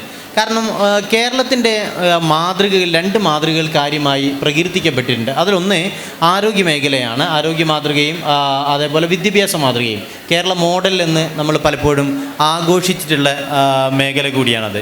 ഈ കേരള മോഡലിന് സാരമായ പോറലേൽപ്പിക്കുന്നുണ്ട് മലബാറിനോടുള്ള ഈ അവഗണന എന്നതാണ് അടിസ്ഥാന പ്രശ്നം. എന്ന് പറഞ്ഞാൽ മലബാറും കേരളത്തിൻ്റെ ഭാഗമാണ്. മറ്റ് മേഖലകൾക്ക് കിട്ടുന്ന അതേ പരിഗണനകൾ കേരളത്തിനും കിട്ടേണ്ടതുണ്ട്, ഈ മലബാറിന് കിട്ടേണ്ടതുണ്ട്. ഇത് പറയുമ്പോൾ ഒരു കാര്യം ചേർത്ത് പറയേണ്ടത്, അത് ഈ സമീപകാലത്ത് ഉണ്ടാകുന്ന ഒരു പ്രശ്നമല്ല കേട്ടോ. കേരള പിറവി മുതൽ ഈ പ്രശ്നം നിലനിൽക്കുന്നുണ്ട്. മലബാറും മറ്റിടങ്ങളും തമ്മിലുള്ള അന്തരം വിദ്യാഭ്യാസ മേഖലയിൽ നിലനിൽക്കുന്നുണ്ട്. സ്കൂളുകൾ അനുവദിക്കുന്ന സമയങ്ങളിൽ അതിൻ്റെ എണ്ണത്തിലൊക്കെ പരിശോധിച്ചാൽ സീറ്റുകളുടെയും ബാച്ചുകളുടെയും മാത്രം കാര്യമല്ല, പ്രൈമറി സ്കൂളുകളാവട്ടെ, ഹൈസ്കൂളുകളാവട്ടെ, ഹയർ സെക്കൻഡറി ബാച്ചുകളാവട്ടെ, ഇതിലൊക്കെ ഈ അന്തരം നിലനിൽക്കുന്നുണ്ട്. അത് കേരളം പിറന്ന നാൾ മുതൽ ഉള്ള ഒരു പ്രശ്നം കൂടിയാണ്. ആ കാലം മുതലേ മലബാറിൽ ഈ പിന്നോക്കാവസ്ഥ ഉണ്ട്. അത് ഈ സമീപകാലത്തുണ്ടായതാണ്, ഒരു സർക്കാർ വന്നുകൊണ്ട് ഉണ്ടായതാണ് എന്ന് ആ രീതിയിലും വ്യാഖ്യാനിക്കേണ്ടതില്ല. ഇത് ആത്യന്തികമായി പരിഹരിക്കേണ്ടതുണ്ട്. അത് പരിഹരിക്കാനുള്ള മാർഗം എന്താണ് എന്ന് പൊതുവായ ആലോചനകൾ ഉണ്ടാകണം. ഞാൻ പൊതുവായ എന്ന് ഊന്നി പറയുന്നത് മുസ്ലിം സംഘടനകൾക്ക് അകത്ത് മാത്രം സംഭവിക്കേണ്ട ആലോചനകളല്ല എന്നതാണ്. പൊതുസമൂഹത്തെ കൂടി ഉൾക്കൊള്ളുന്ന വിധത്തിലുള്ള ആലോചനകൾ ഉണ്ടാവുകയും അവരുടെ പങ്കാളിത്തം കൂടി ചർച്ചകളിൽ ഉറപ്പാക്കുകയും അങ്ങനെ ഇതിനെ മറികടക്കാനുള്ള ശ്രമങ്ങൾ നടക്കുകയും ചെയ്യണം. ഇതിനോട് ചേർത്ത് പറയേണ്ടുന്ന ഒരു കാര്യം, നമ്മൾ ഈ മലബാറിൽ ബാച്ചുകളുടെ കുറവുണ്ട് എന്നൊക്കെ പറയുമ്പോൾ തന്നെയും മലബാറിനെ ഇത് എത്രത്തോളം ബാധിക്കുന്നുണ്ട് എന്ന കാര്യവും കൂടി നമ്മൾ ആലോചിക്കേണ്ടതുണ്ട്. നമ്മളെ പ്രദീപ് കുമാർ സാറ് വന്നിട്ടുണ്ട്. സാർ വരി. നമ്മുടെ മുൻ MLA പ്രിയങ്കരനായ പ്രദീപ് കുമാർ സാർ എത്തിയിട്ടുണ്ട്.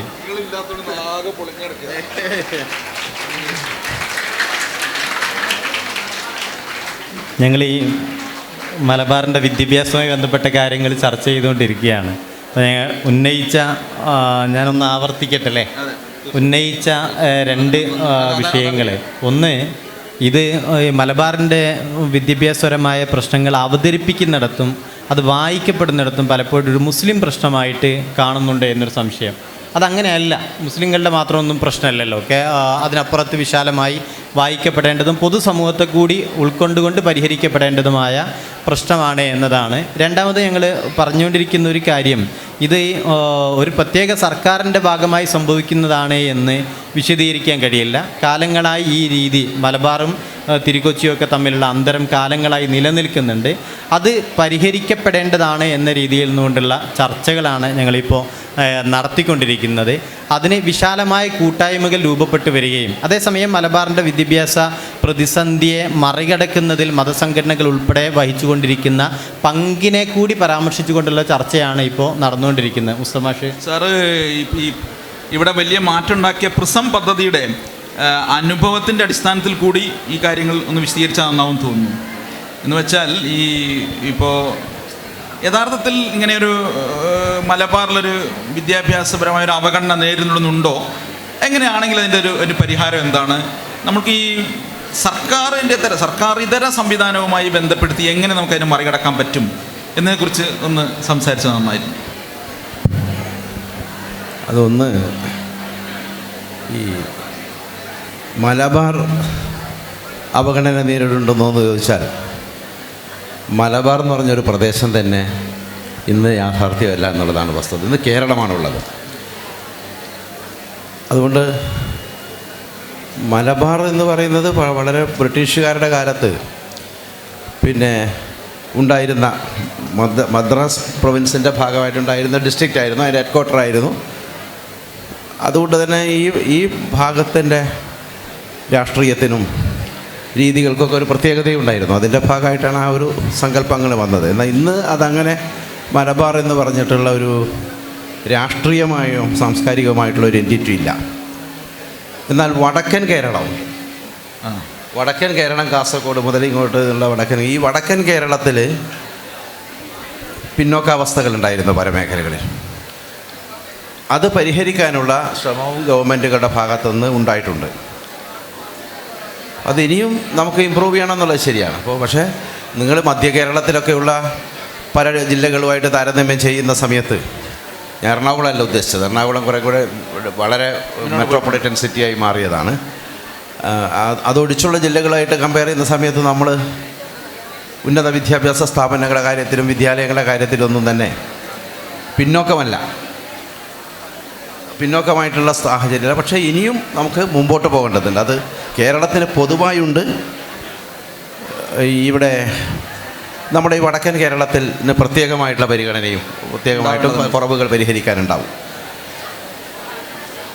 അപ്പോൾ അതിനെനിക്ക് തോന്നുന്നത്, എനിക്ക് ഇപ്പോൾ കാസർഗോഡ് ജില്ല അങ്ങനെ ഓരോ ജില്ല എടുക്കുമ്പോൾ അതിൻ്റെ വിശദാംശങ്ങൾ എനിക്ക് എൻ്റെ അടുത്ത് സ്റ്റാറ്റിസ്റ്റിക്സ് ഒന്നുമില്ല. പക്ഷേ ഇപ്പോൾ കോഴിക്കോട് എടുത്താൽ, കോഴിക്കോട് ഈ പറഞ്ഞ പണ്ടത്തെ ഉണ്ടായിരുന്ന മലബാറിൻ്റെ ഹെഡ് ക്വാർട്ടറായിരുന്ന ഈ വടക്കൻ കേരളത്തിൻ്റെ ഈ ഇപ്പോഴത്തെ ഒരു പ്രധാന കേന്ദ്രം, ഒരുപക്ഷെ ഒരു കേരളത്തിൻ്റെ ഒരു പൊളിറ്റിക്കൽ ക്യാപിറ്റൽ എന്ന് പറയാവുന്ന സ്ഥലമാണ്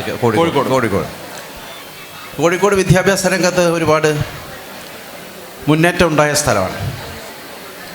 ഇപ്പോൾ കേരളത്തിലെ തന്നെ ഏറ്റവും പ്രധാനപ്പെട്ട ഉന്നത വിദ്യാഭ്യാസ സ്ഥാപനമാണ് കോഴിക്കോട് IIM. അത് ഇവിടെ നമുക്ക് ഒരു ഭാഗ്യമാണ്. അതെ, നിങ്ങൾ പറഞ്ഞിട്ടുണ്ടാവുന്ന ആയിരിക്കും ഞാൻ നേരത്തെ. അതുപോലെ NIT പണ്ട് REC ആയിരുന്നു, ഇപ്പോൾ NIT ആയി. അതും ഉയർന്ന നിലവാരം പുലർത്തുന്ന ഒരു വിദ്യാഭ്യാസ സ്ഥാപനമാണ്. കോഴിക്കോട് മെഡിക്കൽ കോളേജ് വളരെ മുമ്പേ ഉള്ളതാണ്. മെഡിക്കൽ കോളേജിൽ കേരളത്തിലെ 2ാമത്തെ മെഡിക്കൽ കോളേജാണത്. കാരണം കേരളത്തിലെ ആദ്യത്തെ സർക്കാർ EMSൻ്റെ ഗവൺമെൻറ്, ആ ഗവൺമെൻറ് വൈദ്യവിദ്യാഭ്യാസ രംഗത്ത് ആദ്യത്തെ തിരുവനന്തപുരം കഴിഞ്ഞുള്ള സ്ഥാപനം നമുക്കാണ് ലഭ്യമാക്കിയത്. അതിന്ന് ഇന്ത്യയിലെ ഏറ്റവും റാങ്കിങ്ങിൽ ഉയർന്നു നിൽക്കുന്ന, ഒരുപക്ഷെ തിരുവനന്തപുരത്തേക്കാൾ ഉയർന്നു നിൽക്കുന്ന മെഡിക്കൽ കോളേജാണ്. ഇപ്പോൾ ലേറ്റസ്റ്റ് എനിക്കറിയില്ല, എന്നാലും എല്ലാ സമയത്തും റാങ്കിങ്ങിൽ ഉയർന്നു നിൽക്കുന്ന മെഡിക്കൽ കോളേജാണ്. ഗവൺമെൻറ് സെക്ടറിലുള്ള ഏക ഹോമിയോ മെഡിക്കൽ കോളേജ് കോഴിക്കോടാണുള്ളത്. പിന്നീട് ഇടക്കാലത്ത് ഒരു ഗവൺമെൻറ് ഇപ്പോൾ RECക്ക് ശേഷം, അല്ല NITക്ക് ശേഷം ഇനി ഗവൺമെൻറ് എഞ്ചിനീയറിംഗ് കോളേജ് വന്നു വെസ്റ്റിൽ. അന്ന് ഞങ്ങളൊക്കെ ഉണ്ടായിരുന്ന കോൺസ്റ്റിറ്റ്യുവൻസി അന്ന് M. ദാസനായിരുന്നു MLA. അദ്ദേഹമാണ് അതിന് മുൻകൈയ്യെടുത്തത് ആ സ്ഥാപനം കൊണ്ടുവരാൻ. പിന്നെ മറ്റൊരു സ്ഥാപനം, നമ്മുടെ പല ഗവേഷണ സ്ഥാപനങ്ങളുണ്ട്. ഇപ്പോൾ കോഴിക്കോട് യൂണിവേഴ്സിറ്റി തന്നെ ഇവിടെ വന്ന ഒരു സ്ഥാപനം, ഏറ്റവും പ്രധാനപ്പെട്ട സ്ഥാപനം, കേരളത്തിലെ ഏറ്റവും പ്രധാനപ്പെട്ട യൂണിവേഴ്സിറ്റിയാണ് അത്. പക്ഷേ കോഴിക്കോടല്ല, സാങ്കേതികമായിട്ട് അത് മലപ്പുറം ജില്ലയിലാണെങ്കിലും കോഴിക്കോടിൻ്റെ പരിഗണനയിൽ തന്നെയാണ്. കോഴിക്കോടിനും കൂടെ പ്രയോജനപ്പെടുന്ന നിലയിലുള്ള ഒരു സംവിധാനമായിട്ടാണ് നമ്മൾ കോഴിക്കോട് എയർപോർട്ടും കോഴിക്കോട് യൂണിവേഴ്സിറ്റിയൊക്കെ കോഴിക്കോടിൻ്റെ കൂടെയായിട്ടാണ് കോഴിക്കോട്ടുകാർക്ക്, അല്ലെങ്കിൽ ഈ പറഞ്ഞ നമ്മുടെ മലബാർ എന്ന് പറഞ്ഞാൽ, അല്ലെങ്കിൽ വടക്കൻ കേരളത്തിലെ ആളുകൾക്ക് ആശ്രയിക്കാവുന്ന ഒരു പ്രധാന സ്ഥാപനമായിട്ടുള്ളതാണ്. നമ്മുടെ ഗവേഷണ സ്ഥാപനങ്ങൾ, ഇപ്പോൾ CWRDM അതൊരു ശാസ്ത്ര ഗവേഷണ സ്ഥാപനം കൂടിയാണ്. റിസർച്ച് ചെയ്യുന്നവരൊക്കെ ഉണ്ട്. സാധാരണ ഡിഗ്രി കോഴ്സുകളൊന്നുമില്ല. പക്ഷെ അതിനോട് ചേർന്നുകൊണ്ട് ശാസ്ത്ര സാങ്കേതിക പരിസ്ഥിതി കൗൺസിലിൻ്റെ കീഴിലുള്ള സ്കൂൾ ഓഫ് മാത്തമാറ്റിക്സ് നമ്മളിവിടെ ആരംഭിച്ചിട്ട് അതൊരു ശരിയായ പ്രവൃത്തിപഥത്തിലേക്ക് എത്താൻ ഇതിന് സമയമൊക്കെ എടുത്തു. അതൊക്കെ ഈ പറഞ്ഞ ചില പ്രശ്നങ്ങളുണ്ട്. നിങ്ങൾ ഈ ഫീലിംഗ് ഉണ്ടല്ലോ, അത് ഒന്ന് ആരംഭിച്ച അതിവേഗതയിൽ അതിനെ മുമ്പോട്ട് കൊണ്ടുപോകുന്നതിന് ബ്യൂറോക്രസിയിലൊക്കെ ഗവൺമെൻറ്റുകൾ തീരുമാനിച്ച് പണം അനുവദിച്ചാലും ബ്യൂറോക്രസിയിലൊക്കെ പെട്ടുടലുന്ന സാഹചര്യമുണ്ട്. പക്ഷേ അതിപ്പോൾ നല്ല നിലയിലേക്ക് വന്നു. സ്കൂൾ ഓഫ് മാത്തമാറ്റിക്സ് എന്നുള്ള സ്ഥാപനം, അത് അത്തരം ഒരു സ്ഥാപനം വേറെ ഇവിടെ ഇല്ല. ഗണിതശാസ്ത്രത്തിലെ ഒരു മികച്ച ഗവേഷണ സ്ഥാപനവും ഡിഗ്രി കോഴ്സുകളൊക്കെ അതിനകത്തുണ്ട്. പിന്നെ വരുന്നത് ഇംഹാൻസ് ആണ്. അതായത് മാനസിക രോഗത്തിനുള്ള ചികിത്സയും ഗവേഷണവും വിദ്യാഭ്യാസവും ഒക്കെ സാധ്യമാകുന്ന നിലയിലുള്ള ഒരു പോസ്റ്റ് ഗ്രാജുവേഷൻ കോഴ്സുകൾക്ക് ഉൾപ്പെടെ സാധ്യതയുള്ള ഒരു സ്ഥാപനമായിട്ടാണ് ഹിമാൻസ് വിഭാവനം ചെയ്തത്. ആ ഹിമാൻസും നമ്മുടെ കേരളത്തിലെ സംസ്ഥാനത്തിൻ്റെ ആരോഗ്യ വകുപ്പാണ് അതിൽ മുൻകൈയ്യെടുത്തത്. സെൻട്രൽ ഫണ്ടുണ്ട് അതിനകത്ത്. അത് സ്റ്റേറ്റ് ഗവൺമെൻറ് പ്രോജക്റ്റ് കൊടുക്കുന്നതനുസരിച്ച് കിട്ടുന്ന ഫണ്ടാണ്. അപ്പോൾ അതിൽ നല്ല നിലയിൽ ഇപ്പോൾ അത് പ്രവർത്തിച്ച് മുമ്പോട്ട് പോകുന്നുണ്ട്. മെഡിക്കൽ കോളേജിൻ്റെ ക്യാമ്പസിൽ തന്നെയാണ് അതിന് 25 ഏക്കർ സ്ഥലമൊക്കെ ലഭ്യമാക്കിയിട്ട് അത് ചെയ്യുന്നത്. മറ്റൊന്ന്, ഇപ്പോൾ ആധുനിക കാലത്ത് നമുക്ക് ഏറ്റവും കൂടുതൽ തൊഴിലവസരങ്ങൾ ലഭ്യമാക്കാൻ ഇടയുള്ള ഒരു മേഖല ടൂറിസം രംഗമാണ്, പ്രത്യേകിച്ചും കേരളത്തിൻ്റെ കോണ്ടെക്സ്റ്റിൽ. പക്ഷേ ടൂറിസം മേഖലയിലേക്ക് ആവശ്യമായിട്ടുള്ള ഹ്യൂമൻ റിസോഴ്സ്, മനുഷ്യവിഭവശേഷിയെ വികസിപ്പിക്കുന്നതിനുള്ള സ്ഥാപനങ്ങൾ നല്ലത് കേരളത്തിൽ അധികം ഉണ്ടായിരുന്നില്ല. കോവളത്തിൽ ഒരു സ്ഥാപനം ഉണ്ടായിരുന്നു, പിന്നെ ചില സ്വകാര്യ സ്ഥാപനങ്ങളാണ്. അതിലൊരു ദേശീയ നിലവാരമുള്ള ഒരു സ്ഥാപനം Kerala state institute SIHM KSIHM Kerala state hospitality management institute നമ്മളിവിടെ ആരംഭിച്ചു. പണ്ടത്തെ കേരള സോപ്സിൻ്റെ 5 ഏക്കർ സ്ഥലത്ത് കേരള സോപ്പ് കമ്പനി വേറെ ക്യാമ്പസിലേക്ക് മാറ്റി 2.5 ഏക്കറിൽ വെള്ളയിലേക്ക്. അവിടെ 5 ഏക്കർ സ്ഥലത്ത് ഇതിൻ്റെ ക്യാമ്പസ് പണിതുയർത്തി. അന്ന് കോടിയേരി ബാലകൃഷ്ണൻ ടൂറിസം മന്ത്രിയാകുമ്പോഴാണ് നമുക്ക് ആ പദ്ധതി ലഭ്യമാക്കി. നല്ല സ്ഥലമൊക്കെ അത് എനിക്ക് അത്ര വിശദാംശം അറിയുന്ന എൻ്റെ കോൺസ്റ്റിറ്റ്യുവൻസി ആയിരുന്നു. നമ്മൾ കൂടെ ഈ സ്ഥലം കൊടുക്കാമെന്ന് പറഞ്ഞതിൻ്റെ അടിസ്ഥാനത്തിലാണ് പിന്നെ സ്ഥലം നമുക്ക് ഈ സ്ഥാപനം വന്നത്. ആൾ ഇന്ത്യ എൻട്രൻസിലാണ് കുട്ടികളെ പ്രവേശിപ്പിക്കുന്നത്. ഇപ്പോൾ അവിടെ അവിടുത്തെ ഒരു കോഴ്സ് പാസ്സായാലും ഉടനെ ജോലി കിട്ടും. ഷെഫുമാരായിട്ട് സ്റ്റാർ ഹോട്ടലുകളിൽ ലക്ഷങ്ങളാണ് ശമ്പളം. അതുപോലെ മറ്റു പലതരത്തിൽ ഇപ്പോൾ ഹോസ്പിറ്റാലിറ്റി ഇൻഡസ്ട്രിയുമായി ബന്ധപ്പെട്ടുകൊണ്ടുള്ള പല മേഖലകളിലുള്ള ജോലികൾക്കും ആളുകളെ പരിശീലിപ്പിക്കുന്നു. നമുക്ക് നാട്ടുകാർക്ക് പരിശീലനം ലഭിക്കാൻ ഹ്രസ്വകാല കോഴ്സുകളും അവിടെ നടത്തുന്നുണ്ട്. പിന്നെ നേരത്തെ തന്നെയുള്ള ഇത് നാഷണൽ ഇൻസ്റ്റിറ്റ്യൂട്ട് ആണെങ്കിൽ നമ്മുടെ സ്റ്റേറ്റ് ഗവൺമെൻറ് മറ്റൊരു സ്ഥാപനമാണ് ഫുഡ് ക്രാഫ്റ്റ് ഇൻസ്റ്റിറ്റ്യൂട്ട്. അതിന് പുതിയ ക്യാമ്പസ് നമ്മുടെ വെസ്റ്റ് ഹില്ലിൽ അതിൻ്റെ പണി പൂർത്തിയായിക്കൊണ്ടിരിക്കുകയാണ്. ഇപ്പോൾ അത് നേരത്തെ ഇവിടെ പ്രവർത്തിക്കുന്നതാണ്. വളരെ ശോചനീയമായ സ്ഥിതി പ്രവർത്തിച്ചാണ്. പക്ഷേ സ്വന്തമായിട്ട് ക്യാമ്പസൊക്കെ നമ്മൾ ഉണ്ടാക്കിയിട്ടുണ്ട്. അത് പണി പൂർത്തിയായിക്കൊണ്ടിരിക്കുന്നു. അത് നമ്മുടെ ഗസ്റ്റ് ഹൗസിനോടൊക്കെ ചേർന്നുള്ള സ്ഥലമാണ്. ഫിസിക്കൽ എഡ്യൂക്കേഷൻ കായിക വിദ്യാഭ്യാസത്തിൻ്റെ ഗവൺമെൻറ് സെക്ടറിലുള്ള ഏക കോളേജാണ്. ആദ്യത്തെ കോളേജ് കോഴിക്കോട്ടാണ് ഫിസിക്കൽ എഡ്യൂക്കേഷൻ കോളേജ്. അത് വേറെ എവിടെ പിന്നെ തിരുവനന്തപുരത്തുണ്ടോന്ന് LNC കാര്യമായിട്ടുണ്ട്. അത് യൂണിവേഴ്സിറ്റിയുടേതാണ്. ഇത് ഡിപ്പാർട്ട്മെൻറ്റ് നേരിട്ട് നടത്തുന്ന ഒരു സംഭവമാണ്. അപ്പോൾ അങ്ങനെ ഫിസിക്കൽ എഡ്യൂക്കേഷൻ കോളേജ് അങ്ങനെ വളരെ മുമ്പ് തന്നെ ഇതുപോലുള്ള വ്യത്യസ്തമായിട്ടുള്ള വിവിധ പഠന വിഷയങ്ങൾ ആസ്പദമാക്കിയിട്ടുള്ള കോളേജുകൾ നമുക്കിവിടെ ലഭ്യമായിട്ടുണ്ട്.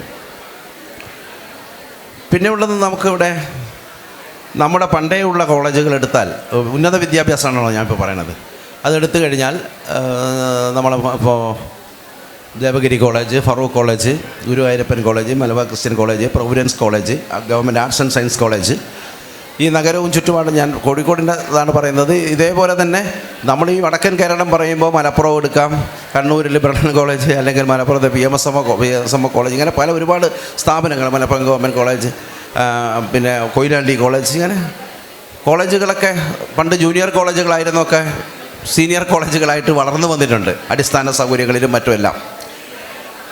പക്ഷേ നമുക്കൊരു പ്രശ്നമുള്ളത് അത് നമുക്ക് മാത്രമുള്ള പ്രശ്നമല്ല, കേരളത്തിന് പൊതുവായുള്ള പ്രശ്നമാണ്. അത് ഇന്നത്തെ ഗവൺമെൻറ് അത് അഡ്രസ്സ് ചെയ്യാൻ നന്നായി ശ്രമിക്കുന്നു എന്നാണ് നമ്മൾ മനസ്സിലാക്കുന്നത്. എന്താണ്? ഉന്നത വിദ്യാഭ്യാസ രംഗത്ത് ഒരുപക്ഷെ പൊതുവിദ്യാഭ്യാസ രംഗത്തുണ്ടായിട്ടുള്ള അളവിലുള്ളൊരു മുന്നേറ്റം ഉന്നത വിദ്യാഭ്യാസ രംഗത്ത് ഉണ്ടായില്ല. അത് വടക്കൻ കേരളത്തിൻ്റെ മാത്രം പ്രശ്നമല്ല, കേരളത്തിൻ്റെ മൊത്തം പ്രശ്നമാണ്. കഴിഞ്ഞ 1980കളിൽ കോളേജ് പഠിച്ചവരാണ് ഞങ്ങളൊക്കെ. നമ്മളന്ന് പഠിച്ച അതേ രീതിയാണ്. ഇപ്പോൾ ക്രെഡിറ്റ് സെമസ്റ്റർ സിസ്റ്റം വന്നു കോളേജിൽ എന്നതല്ലാതെ ഒരു പരിഷ്കരണം വന്നത് ഞങ്ങൾ പഠിച്ച പോലെയുള്ള അന്തരീക്ഷമല്ല. പക്ഷേ പഠിക്കുന്ന കാര്യങ്ങളൊക്കെ ഒന്ന് തന്നെ, കാര്യമായിട്ടുള്ള മാറ്റമില്ല. സിലബസിലൊന്നും അങ്ങനെ മാറ്റമില്ല. പക്ഷേ അത് ഇപ്പോൾ ഗവൺമെൻറ് അതിനുവേണ്ടി ഇപ്പോൾ 4 ഇയർ കോഴ്സ് വരുന്നു, അല്ലെങ്കിൽ ഇൻ്റഗ്രേറ്റഡ് കോഴ്സുകൾ വരുന്നു. പിന്നെ ഇന്നത്തെ ലോകത്തുണ്ടായിട്ടുള്ള സാങ്കേതിക വിദ്യ ഉണ്ടാക്കിയിട്ടുള്ള വളർച്ച, വൻതോതിലുള്ള മുന്നേറ്റം, അത് ഒരുപാട് പുതിയ തൊഴിൽ തുറകൾ ഉണ്ടാക്കിയിട്ടുണ്ട്, പുതിയ സാധ്യതകൾ ഉണ്ടാക്കിയിട്ടുണ്ട്, പ്രശ്നങ്ങൾ ഉണ്ടാക്കിയിട്ടുണ്ട്, ജീവിത പ്രശ്നങ്ങൾ നമുക്ക് ഉണ്ടാക്കിയിട്ടുണ്ട്. പക്ഷേ സാധ്യതകൾ ഉണ്ടാക്കി. ആ സാധ്യതക്കനുസരിച്ച് ലോകത്തെവിടെയും പോയി നമുക്ക് കോമ്പീറ്റ് ചെയ്യാനും ജയിക്കാനും തൊഴിലെടുക്കാനും സംരംഭങ്ങൾ ആരംഭിക്കാനൊക്കെ നമ്മുടെ കുട്ടികളെ എക്വിപ്പ് ചെയ്യാവുന്ന വിധത്തിൽ ഉന്നത വിദ്യാഭ്യാസത്തിൻ്റെ ഘടനയിലും ഉള്ളടക്കത്തിലും കാര്യമായിട്ടുള്ള മാറ്റം വരണം. ഗവൺമെൻറ് അത് പ്രഖ്യാപിച്ചപ്പോൾ നമ്മൾ പ്രതീക്ഷയോടെയാണ് കാണുന്നത്. ഇപ്പോൾ പ്രഖ്യാപിച്ചിട്ടേ ഉള്ളൂ, ചില നടപടികൾ ആരംഭിച്ചിട്ടേ ഉള്ളൂ. അപ്പോൾ അത് നമ്മൾ പ്രതീക്ഷയോടെ കൂടെ കാണുകയാണ്. അത് തീർച്ചയായിട്ടും വേണം, അത് കേരളത്തിനൊന്നായിട്ട് വേണം. നമ്മുടെ കുട്ടികളിപ്പോൾ പലരും പുറത്ത് പഠിക്കാൻ പോകുന്നു. ആ സാഹചര്യത്തിൽ പുറത്ത് പോകുന്നവരെന്നൊക്കെ തടയാൻ പറ്റില്ല. അത് പോകുന്നത് നല്ലൊരു ഭാഗവും ഒരു എക്സ്പോഷറിന് വേണ്ടിയാണ്. വിദേശത്തേക്ക് പഠിക്കാൻ പോകുന്നൊരു വിദേശ അനുഭവങ്ങൾ ഉണ്ടാവാനാണ്. ഇന്ന് അതിനുള്ള സാധ്യതയുണ്ട്. നമ്മളൊക്കെ പഠിക്കുന്ന കാലത്തെ പോലെയല്ല ലോൺ എടുത്ത് പോകാനും കുട്ടികളെ പുറത്തൊക്കെ വിദേശത്തൊക്കെ പറഞ്ഞേക്കാൻ മനസ്സുള്ള രക്ഷിതാക്കൾ ഒക്കെ കൂടുതൽ വന്നപ്പോൾ അങ്ങനെ വരുന്നുണ്ട്. ഇപ്പോൾ ഡൽഹി സെൻറ്റ് സ്റ്റീഫൻസ് കോളേജിലേക്ക് ഇവിടുന്ന് പൊളിറ്റിക്കൽ സയൻസും ഇക്കണോമിക്സൊക്കെ പഠിക്കാൻ ധാരാളം കുട്ടികൾ പോകുന്നു. അല്ലെങ്കിൽ ഇരിഞ്ഞാലൊക്കെ ഇവിടുത്തെ കൂടി ബാംഗ്ലൂർ ക്രൈസ്റ്റിലേക്ക് പോകുന്നു. ഞാൻ അവിടെ വിളിച്ച് അന്വേഷിച്ചു. അവിടുത്തെ പഠിപ്പിക്കുന്ന അധ്യാപകരൊക്കെ നമ്മുടെ കാരശ്ശേരി മാഷ്ട മോനൊക്കെ ഉണ്ടല്ലോ അവിടെ പഠിപ്പിക്കുന്നത്. ഞാൻ അവരോടൊക്കെ ചോദിച്ചു, എന്താ ഇപ്പോൾ അവിടെ ഗംഭീരമായിട്ടുള്ള? അല്ല, ഇവിടുത്തെ കോളേജുകളൊക്കെ പോലെ തന്നെയാണ്, പക്ഷേ കുറച്ചുകൂടെ ഒരു ചിട്ടയൊക്കെ ഉണ്ട്. പിന്നെ അവിടെ കുറച്ചുകൂടെ ഒരു അക്കാദമിക് ആയിട്ടുള്ള അന്തരീക്ഷം, അത്തരം കാര്യങ്ങളുണ്ട്. അല്ലാതെ ഇൻഫ്രാസ്ട്രക്ചറിലും മറ്റൊക്കെ നമ്മുടെ കോളേജിനേക്കാളൊക്കെ ഭയങ്കര സംഭവമായിട്ടുള്ളൊന്നും അവിടെ ഇല്ല പോലും. അപ്പോൾ പക്ഷേ ഒരു കോൺഫിഡൻസ് ഉണ്ടാക്കുന്നുണ്ട് ആളുകളിൽ. അപ്പോൾ നമുക്കിവിടെ വരുന്ന ക്യാമ്പസിലേക്ക് വരുന്ന ആളുകൾക്ക്, പഠിക്കാൻ വരുന്നവർക്ക്, അവിടെ കുട്ടികളെ ചേർക്കാൻ വരുന്ന രക്ഷിതാക്കൾക്ക് എൻ്റെ സുരക്ഷിതമായിട്ടൊരു സ്ഥലത്താണ് എൻ്റെ കുട്ടിയെ ചേർക്കുന്നത്, അവരെ ഭാവി നല്ല നിലയിൽ മുമ്പോട്ട് പോകുമെന്ന് രക്ഷിതാക്കൾക്ക് തോന്നാനും കുട്ടികൾക്ക് തോന്നാവുന്ന വിധത്തിൽ നമുക്ക് കോൺഫിഡൻസ് ഉണ്ടാക്കാൻ കഴിയണം. അതാണ് ഇവിടുത്തെ വിദ്യാലയങ്ങളിൽ വേണ്ടത്. എല്ലാം പഠിപ്പിക്കുന്ന നല്ല അധ്യാപകരുണ്ട്, മികച്ച ആൾക്കാരുണ്ടെന്ന് മാത്രം പറഞ്ഞുകൊണ്ട് കാര്യമില്ല. അത് നമുക്ക് സമൂഹത്തിന് തോന്നുന്ന വിധത്തിൽ അവിടുത്തെ ചില സിസ്റ്റങ്ങളിലൊക്കെ മാറ്റം ഉണ്ടാവണം. ഈ പറഞ്ഞ പോലെ പുതിയ കാലം നമ്മുടെ മുമ്പിൽ തുറന്നു വെക്കുന്ന തൊഴിൽ സാധ്യതകൾ, അവസരങ്ങളെ ഉപയോഗിക്കാൻ പറ്റുന്ന നിലയിൽ നവീനമായ കോഴ്സുകൾ, ന്യൂ ജനറേഷൻ കോഴ്സ് എന്നൊക്കെ പറയും ഇല്ലേ, പുതിയ ടെക്നോളജിയുമൊക്കെയായി ബന്ധപ്പെട്ടിട്ടുള്ള ഒരുപാട് വിഷയങ്ങളുണ്ട്. ആ കോഴ്സുകൾ വേണം. നമുക്കിപ്പോൾ ഇപ്പോഴും എന്താ പലയിടത്ത് history Hindi double main, sociology Malayalam double main എന്നൊക്കെ പറഞ്ഞ കുറേ കോഴ്സുകളൊക്കെ കാണാൻ കഴിയും. അത് ആ സബ്ജക്റ്റുകളൊക്കെ നല്ലതാണ്, ഹിന്ദി നല്ലതാണ്, ഹിസ്റ്ററി നല്ലതാണ്, സോഷ്യോളജി നല്ല, എല്ലാം ഗംഭീര മൗലികതയുള്ള കോഴ്സുകളാണ്. അതിനെ പുതിയതായിട്ട് റിന്യൂ ചെയ്യണം. അതിനെ റിന്യൂ ചെയ്യണം, അപ്ഡേറ്റ് ചെയ്യേണ്ടതുണ്ട്. അതിനെ അപഗ്രഥിക്കുന്നതിനുള്ള അല്ലെങ്കിൽ മെത്തഡോളജിയിൽ മാറ്റം വരേണ്ടതുണ്ട്. അതുപോലെ പെഡഗോജിയിൽ കാലോചിതമായിട്ടുള്ള മാറ്റം. പഴയ ലെക്ചറിങ് രീതി തന്നെ മതിയോ? കുട്ടികൾക്ക് കുറേ കൂടെ എക്സ്പോഷർ ഉണ്ടാകുന്ന, അവർക്ക് ഇന്നോവേഷൻസിലേക്ക് പോകുന്ന, അവരുടെ പുതിയ ആശയങ്ങൾ സ്വീകരിക്കാൻ അവസരം ഉണ്ടാക്കുന്ന, പരീക്ഷയെ ജയിക്കുന്ന കുട്ടി എന്നതിനപ്പുറത്തേക്ക് ജീവിതത്തിൽ വിജയിക്കുന്നവരായി നമ്മുടെ കുഞ്ഞുങ്ങളെ മാറ്റാൻ ഉതകുന്ന വിധത്തിൽ ഗൗരവപൂർവമായിട്ട് മാറ്റം സ്കൂളിങ്ങിലും വേണം, ഉന്നത വിദ്യാഭ്യാസ രംഗത്തും വേണം. സാറേ, ഞാനിപ്പോൾ ഇത് ചോദിക്കുന്നത് അതിൽ ഈ നമ്മളിപ്പോൾ ഈ പറഞ്ഞ അതാണ് നമ്മളിവിടെയും ചർച്ച കൊണ്ടിരിക്കേണ്ടത്. എങ്ങനെയാണ് നമുക്ക് ഈ ക്വാളിറ്റി ഇവർക്ക് കൊടുക്കാൻ പറ്റുക? ഈ സംസാരിച്ചുകൊണ്ടിരിക്കുന്ന ഈ മനുഷ്യന്മാർക്ക് എന്ത് കൊടുക്കാൻ പറ്റും, ഇവരെ എന്ത് പ്രതീക്ഷ കൊടുക്കാൻ പറ്റും എന്ന് ചോദിക്കുമ്പോൾ സർക്കാരിന് ഇത് മൊത്തം ഇപ്പോഴത്തെ നമ്മുടെ സർക്കാരിൻ്റെ ഒരു സാമ്പത്തിക സ്ഥിതിയും ഒക്കെ വെച്ച് നോക്കുമ്പോൾ ഇതിനെ എങ്ങനെയാണ് നമുക്ക് മറ്റ് മേഖലകളുമായി കൂട്ടിച്ചേർത്തുകൊണ്ട് പോകാൻ പറ്റുക? ഇപ്പോൾ സ്വകാര്യ മേഖലയിൽ, അതുപോലെ നമ്മുടെ വിദ്യാഭ്യാസം നടത്തി ഇപ്പോൾ മർക്കസ് പോലത്തെ സ്ഥാപനങ്ങൾ, അവർക്കൊക്കെ ഇതെങ്ങനെയാണ് കൊണ്ടുപോകാൻ സാധിക്കുക സാറിൻ്റെ ഒരു അനുഭവത്തിൽ നിന്ന്? ഇപ്പം ഞാൻ ഈ പ്രിസം എടുത്ത് പറഞ്ഞതുകൊണ്ടാണ്, പ്രിസത്തിൻ്റെയൊക്കെ വിജയത്തിൽ സർക്കാർ മാത്രമായിരുന്നില്ലല്ലോ, അതെങ്ങനെയാണ് കൊണ്ടുപോകാൻ പറ്റുക? അല്ല, ഈ പ്രിസം പദ്ധതി എന്ന് പറയുന്നത് പിന്നെ അത് പൂർണ്ണമായിട്ടും നമ്മളിവിടെ ഉണ്ടാക്കിയ കോഴിക്കോട് നോർത്ത് അസംബ്ലി മണ്ഡലത്തിലെ പേരെ ഞാൻ സബ്മിറ്റ് ചെയ്തൊരു പദ്ധതിയാണ്. അതായത് നമ്മളൊരു പൊതുപ്രവർത്തന അനുഭവത്തിൽ ഉണ്ടാക്കിയ പദ്ധതിയാണ്. ആ പദ്ധതിയിലെ കകത്ത് തന്നെ നമ്മളൊരു കാഴ്ചപ്പാട് മുമ്പോട്ട് വെച്ചു. എന്താ അത്? ഒരു സ്കൂളിൻ്റെ വികസനത്തിൽ ഓരോ സ്കൂളായിട്ട് തന്നെ എടുക്കുക. അതിനകത്ത് അതിൻ്റെ എന്താണ് വിദ്യാഭ്യാസം, എന്തിനാണ് വിദ്യാഭ്യാസം എന്നതിനെ ആദ്യം ആലോചിച്ചത് നമ്മൾ. അപ്പോൾ ഇത് തന്നെയാണ് അതിൻ്റെ എല്ലാത്തിനും A+ കിട്ടുന്നവരുണ്ടാക്കുക, അല്ലെങ്കിൽ പരീക്ഷ ജയിക്കുന്നവരെ ആ നിലയിൽ. അത് ഓട്ടോമാറ്റിക്കലി ഉണ്ടാവും, അതുണ്ടാവണം. A+ എല്ലാവർക്കും വേണം, നിർബന്ധം. പക്ഷെ അത് എളുപ്പമുള്ള കാര്യമാണ്. പക്ഷെ ജീവിതത്തിൽ വിജയിക്കുന്ന പൗരന്മാരായിട്ട് കുട്ടികളെ വളർത്തണം, പൗരകളായി വളരണം. അതിന് കുട്ടികളുടെ സർവ്വതോന്മുഖമായ വികാസം ഉറപ്പാക്കണം. അതിനെന്ത് ചെയ്യണം? അതിന് വേണ്ടത് ഓരോ കുട്ടികളുടെയും വ്യക്തിത്വത്തിൽ എല്ലാ കുഞ്ഞുങ്ങളിലും ഇവിടെ ഇരിക്കുന്ന ഒരു പ്രതിഭയുടെ നാമ്പ് എല്ലാവരിലും ഉണ്ടാവും. ആരും മോശക്കാരല്ല. തീർച്ചയായിട്ടും ആ പ്രതിഭാവിശേഷം എന്താണെന്ന് കണ്ടറിഞ്ഞ് അതിനെ വളർന്ന് വികസിക്കാനുള്ള അരങ്ങൊരുക്കി കൊടുക്കലാണ് ഒരു വിദ്യാലയത്തിൻ്റെ ധർമ്മം. ആ ധർമ്മം നിർവഹിക്കാൻ ആ വിദ്യാലയം പ്രാപ്തമാകണം. അപ്പോൾ അവിടുത്തെ അടിസ്ഥാന സൗകര്യങ്ങൾ പ്രധാനമാണ്, അക്കാദമിക പ്രവർത്തനങ്ങൾ പ്രധാനമാണ്, മറ്റ് കലാ കായിക എല്ലാ മേഖലകളിലുമുള്ള ക്രിയേറ്റീവ് ആക്ടിവിറ്റികളെല്ലാം പ്രധാനമാണ്. അപ്പോൾ ഇതിനൊക്കെയുള്ള അവസരം ഉണ്ടാവണം. കുട്ടികൾക്ക് മടുപ്പുളവാകാത്ത അന്തരീക്ഷം സ്കൂളിലുണ്ടാവണം. അവർക്ക് പഠിക്കാനും പരീക്ഷണം നടത്താനുമുള്ള പ്രചോദനം ഉണ്ടാവണം. കുട്ടികളുടെ ചിന്തയെ ഉദ്ദീപിപ്പിക്കുന്ന, അവരെ സ്വപ്നം കാണാൻ പ്രേരിപ്പിക്കുന്ന, അവരുടെ ഭാവനയെ തൊട്ടുണർത്തുന്ന അന്തരീക്ഷ സൃഷ്ടിയാണ് ഒരു സ്കൂളിൻ്റെ വികസനം എന്നതുകൊണ്ട് പ്രിസം വിഭാവനം ചെയ്തത്. അപ്പോൾ അതിന് എന്താണ് വേണ്ടത്? ഗവൺമെൻറ് കോടികൾ തന്നുകൊണ്ട് മാത്രം കാര്യമില്ല, സർക്കാർ തന്നെയാണ് പ്രധാനം. സ്ഥലം ഗവൺമെൻറ്റിൻ്റെതാണ്, കെട്ടിടങ്ങൾക്ക് ഏറ്റവും കൂടുതൽ പണം ഗവൺമെൻറ് തരും, അല്ലെങ്കിൽ അധ്യാപകർക്ക് ശമ്പളം കൊടുക്കുന്നത് ഗവൺമെൻറ്റാണ്, അവരാണ് നിയോഗിക്കുന്നത്. ഹൈ മെറിറ്റുള്ള അധ്യാപകരാണ് സർക്കാർ സ്കൂളിൽ വരുന്നതൊക്കെയാണ്. പക്ഷേ അതോടൊപ്പം തന്നെ സമൂഹത്തിൽ നിന്നുള്ള intellectual resource, technical resource and financial resource, ഇതിനെ മുഴുവൻ സമാഹരിച്ചുകൊണ്ട് ഒരു വിദ്യാലയത്തെ മികവിലേക്ക് നയിക്കുക എന്നതാണ് നമ്മൾ ഈ പ്രിസം വിഭാവനം ചെയ്യുന്നത്. ഈ പദ്ധതിക്ക് ഗവൺമെൻറ് അംഗീകാരം തന്നു. പ്ലാനിംഗ് ബോർഡ് ഇന്നോവേറ്റീവ് പ്രൊജക്റ്റ് എന്ന നിലയിൽ നമുക്ക് അംഗീകാരം നൽകി. എന്നിട്ടാണ് ഞാൻ ആ പദ്ധതിയായിട്ട് മുമ്പോട്ട് പോകുന്നത്. അവിടെ സ്വകാര്യ സംരംഭകർക്കും എല്ലാം വന്ന് പങ്കെടുക്കാം. അത് ഒന്ന് മനസ്സിലാക്കേണ്ടത്, അതൊരിക്കലും PPP അല്ല, പബ്ലിക് പ്രൈവറ്റ് പാർട്ട്ണർഷിപ്പ് അല്ല. പാർട്ട്ണർഷിപ്പ് എന്ന് പറയുമ്പോൾ ആ പങ്കെടുക്കുന്ന ആൾക്ക് ഒരു ബെനിഫിറ്റ് ഉണ്ടാവാം, ഇല്ല, അവർക്കൊരു ബെനിഫിറ്റ്. പബ്ലിക് പ്രൈവറ്റ് പാർട്ടിസിപ്പേഷനാണ്, ഇൻ്റലക്ച്വൽ കോൺട്രിബ്യൂഷൻ. ഇപ്പം പിന്നെ അതുപോലെ ഫിനാൻഷ്യൽ സപ്പോർട്ട്, ടെക്നിക്കൽ സപ്പോർട്ട്. ഇപ്പോൾ നമ്മുടെ ഈ സ്കൂളുകളുടെയൊക്കെ രൂപകൽപ്പന ചെയ്യുന്ന Kozhikode IIA, Indian institute of ആർക്കിടെക്ട്സിൻ്റെ സംഘടനയിലെ പ്രശസ്തരായ ആർക്കിടെക്ട്സാണ് രൂപകൽപ്പന ചെയ്യുന്നത്. അത് ഞാനീ പറഞ്ഞിരുന്ന കെട്ടിട നിർമ്മാണമല്ല, അന്തരീക്ഷ സൃഷ്ടിയാണ് എന്ന കാഴ്ചപ്പാടുള്ളത് കൊണ്ടാണ് ഡിപ്പാർട്ട്മെൻറ്റ് എഞ്ചിനീയറെ കൊണ്ട് തൊടിയിക്കാതെ ആർക്കിടെക്ചറെ കൊണ്ട് ഇത് ഡിസൈൻ ചെയ്യുന്നത്. അപ്പോൾ അവരത് ഫ്രീ ആയിട്ടാണ് ചെയ്യുന്നത്. അപ്പോൾ അവരെ ടെക്നിക്കൽ ആൻഡ് ഇൻ്റലക്ച്വൽ സപ്പോർട്ട് അവിടെയുണ്ട്. വലിയ ലക്ഷങ്ങൾ ഫീസ് കൊടുക്കേണ്ടത് സൗജന്യമായിട്ട് അവർ ചെയ്യാണ്. ഇപ്പോൾ കോഴിക്കോട് നടക്കാവ് സ്കൂളിൻ്റെ കാര്യത്തിൽ ഫൈസൽ സബാന ഫൗണ്ടേഷൻ എന്നുള്ള സംവിധാനം അവർ വലിയ നിലയിലുള്ള പിന്തുണ നമുക്ക് നൽകി. ഫിനാൻഷ്യലായിട്ട് തന്നെയാണ് അവർ ആ പിന്തുണ നൽകിയത്. അവർ നമ്മളോടൊപ്പം തന്നെ സഞ്ചരിക്കുന്നവരാണ്. അത് അവരുടെ സന്മനസ്സാണ് അതിനകത്തുള്ളത്. അതേപോലെ അത്ര വലിയ അളവിലല്ലെങ്കിൽ ഇപ്പോൾ ISRO മാധവൻ നായർ സാറിനെ പറഞ്ഞാൽ അദ്ദേഹം പോയി കണ്ടിട്ട് 4 ലബോറട്ടറി നമുക്ക് തന്നു. ഇൻഫോസിസുകാർ 200ലധികം കമ്പ്യൂട്ടേഴ്സ് തന്നു. അപ്പോൾ ആദ്യഘട്ടത്തിലൊക്കെ. പിന്നീടാണ് പൊതുവിദ്യാഭ്യാസ സംരക്ഷണമൊക്കെ പിന്നെയാണ് തുടങ്ങുന്നത്. അപ്പോഴാണ് ഗവൺമെൻറ് കൂടുതൽ പണം തരുന്ന സാഹചര്യം വരുന്നത്. നമുക്കിതിന് സ്പെഷ്യൽ സാങ്ഷൻ തന്നിരുന്നു. അന്നത്തെ ധനമന്ത്രി തോമസ് ഐസക്ക് കുറേ കോടികൾ തന്നിരുന്നു. ഈ പ്രസവത്തിൻ്റെ ആദ്യഘട്ടത്തിൽ തന്നെ തന്നിരുന്നു. ആ പദ്ധതി അംഗീകരിച്ചപ്പോൾ, പ്ലാനിംഗ് ബോർഡ് അംഗീകരിച്ച് തന്നപ്പോൾ തന്നു.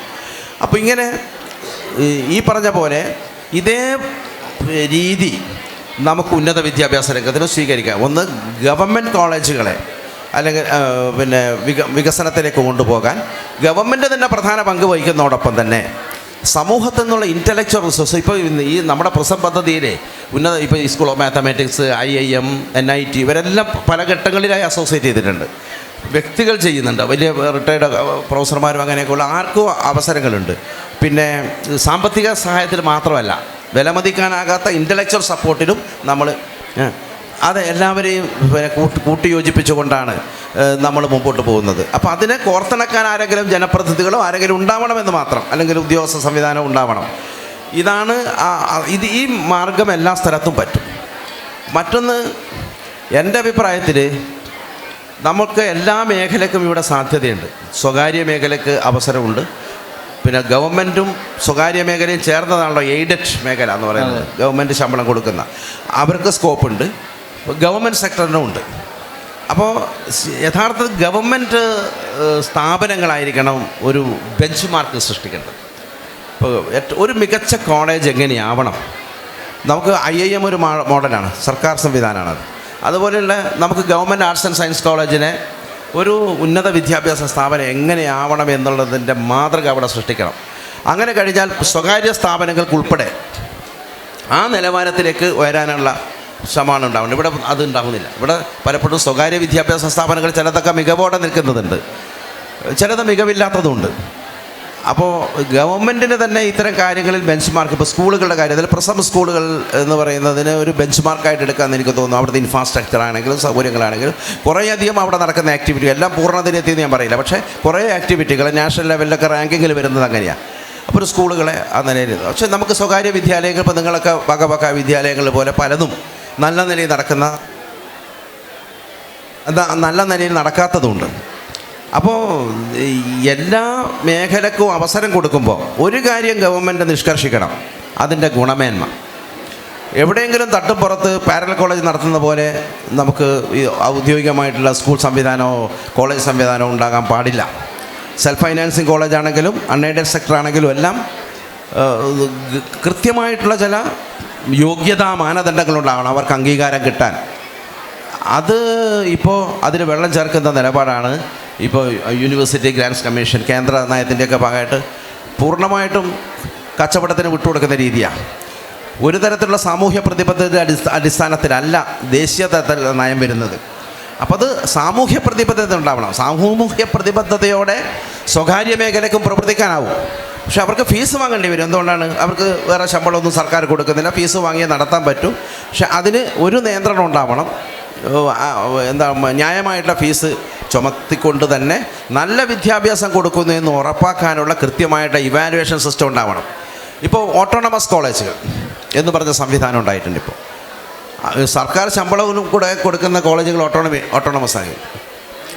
ദേവഗിരി കോളേജുണ്ട്, ഫറൂഖ് കോളേജുണ്ട്. അപ്പോൾ അവിടെ ഒരുപാട് ആളുകൾ അങ്ങോട്ട് ഓപ്റ്റ് ചെയ്ത് പോയത് എന്തുകൊണ്ടാണ്? ഉയർന്ന മാർക്കുള്ളവർ അങ്ങോട്ട് പോകുന്നുണ്ട്. അത് പ്രധാനമായിട്ടും നമ്മുടെ യൂണിവേഴ്സിറ്റി പരീക്ഷയൊക്കെ ചിട്ടയായിട്ട് നടക്കാത്ത സാഹചര്യമുണ്ട്. ഇപ്പോൾ നടന്നു തുടങ്ങി. ഇപ്പോൾ യൂണിവേഴ്സിറ്റി പരീക്ഷ വളരെ കൃത്യമായി നടക്കുന്നു, റിസൾട്ട് പ്രഖ്യാപിക്കുന്നു, അങ്ങനെ വന്നു കാലിക്കറ്റ് യൂണിവേഴ്സിറ്റിയിൽ. പക്ഷെ അതുണ്ടായിരുന്നില്ല.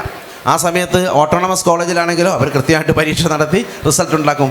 നമ്മുടെ കുട്ടികളിൽ നല്ലൊരു ഭാഗവും രക്ഷാകർത്താക്കളിൽ ഭൂരിഭാഗം ആളുകളും കൃത്യമായി പരീക്ഷ നടത്തി കുട്ടികൾ പാസ്സായി വരിക എന്നുള്ളതിൽ മാത്രം ഊന്നുന്നവരെ കൂടി ആയതുകൊണ്ട് ആളുകൾ അങ്ങോട്ട് പോകുന്ന സാഹചര്യമാണ്. സത്യത്തിൽ എന്താ നടക്കുന്നത്? ഈ ഓട്ടോണമസ് കോളേജുകളിൽ നടക്കുന്നത് അവർ തന്നെ ക്വസ്റ്റ്യൻ പേപ്പർ ഉണ്ടാക്കുന്നു, അവർ പഠിപ്പിക്കുന്നു, അവർ ക്വസ്റ്റ്യൻ പേപ്പർ തയ്യാറാക്കുന്നു, അവർ വാല്യുവേഷൻ നടത്തുന്നു. ഇനി ഏതെങ്കിലും തോറ്റാൽ അത് തന്നെ റീവാല്യുവേഷൻ നടക്കുന്നു. ഇതൊക്കെ ചെയ്യുന്നു. ഞാൻ മനസ്സിലാക്കുന്നത് ഇപ്പോൾ ദേവഗിരി ആയാലും ഫാറൂഖ് ആയാലും ഒക്കെ ഒരുവിധം നിലവാരം പുലർത്തുന്നുണ്ട്. അവരൊരു നിലവാരം പുലർത്തി തന്നെ പോകുന്നുണ്ടെന്ന് തന്നെയാണ്. അത് ഇപ്പോൾ അതിൻ്റെ തലപ്പത്തിരിക്കുന്ന ആളുകൾക്ക് ഒരു നിലവാരം ഉണ്ടായതുകൊണ്ടാണ്. യഥാർത്ഥത്തിൽ ഓട്ടോണമി എന്ന ആശയത്തിന് നമ്മളൊന്നും എതിരല്ല. അത് പക്ഷേ ഒരു നമ്മൾ പറയില്ലേ ഋഷിതുല്യമായ മാനസികാവസ്ഥ എന്നൊക്കെ, അതായത് എല്ലാത്തെയും സമഭാവനയോടെ കാണാവുന്ന ഉദാത്തമായ ഒരു മനോഭാവത്തിലിരിക്കുന്ന ആളുകൾക്ക് ഇവിടെ കയ്യിൽ ഓട്ടോണമി കൊടുത്താലേ ശരിയാവുള്ളൂ. അല്ലെങ്കിൽ കുട്ടികളോട് ഇഷ്ടാനിഷ്ടം അനുസരിച്ച് വിക്ടിമൈസേഷനിലൊക്കെ പോകുന്ന ആളുകൾ. വിക്ടോറിയയിൽ ഞാൻ അധ്യാപകനാണ്. അവിടെ ശക്തമായ എതിർപ്പുണ്ടായി. അവിടെ പങ്കെടുക്കുന്ന മാക്സിമം വിദ്യാർത്ഥികൾ വില്ലേജിൽ നിന്ന് പാവപ്പെട്ട കുടുംബങ്ങളിൽ നിന്നാണ്. അവിടെ എറണാകുളത്ത് അത് നടപ്പാക്കിയ സമയത്ത് വിക്ടോറിയ ഇതിനെ വിയോജിച്ചു. ഞങ്ങൾ അധ്യാപകരൊക്കെ ഒറ്റക്കെട്ടായിട്ടാണ് അന്ന്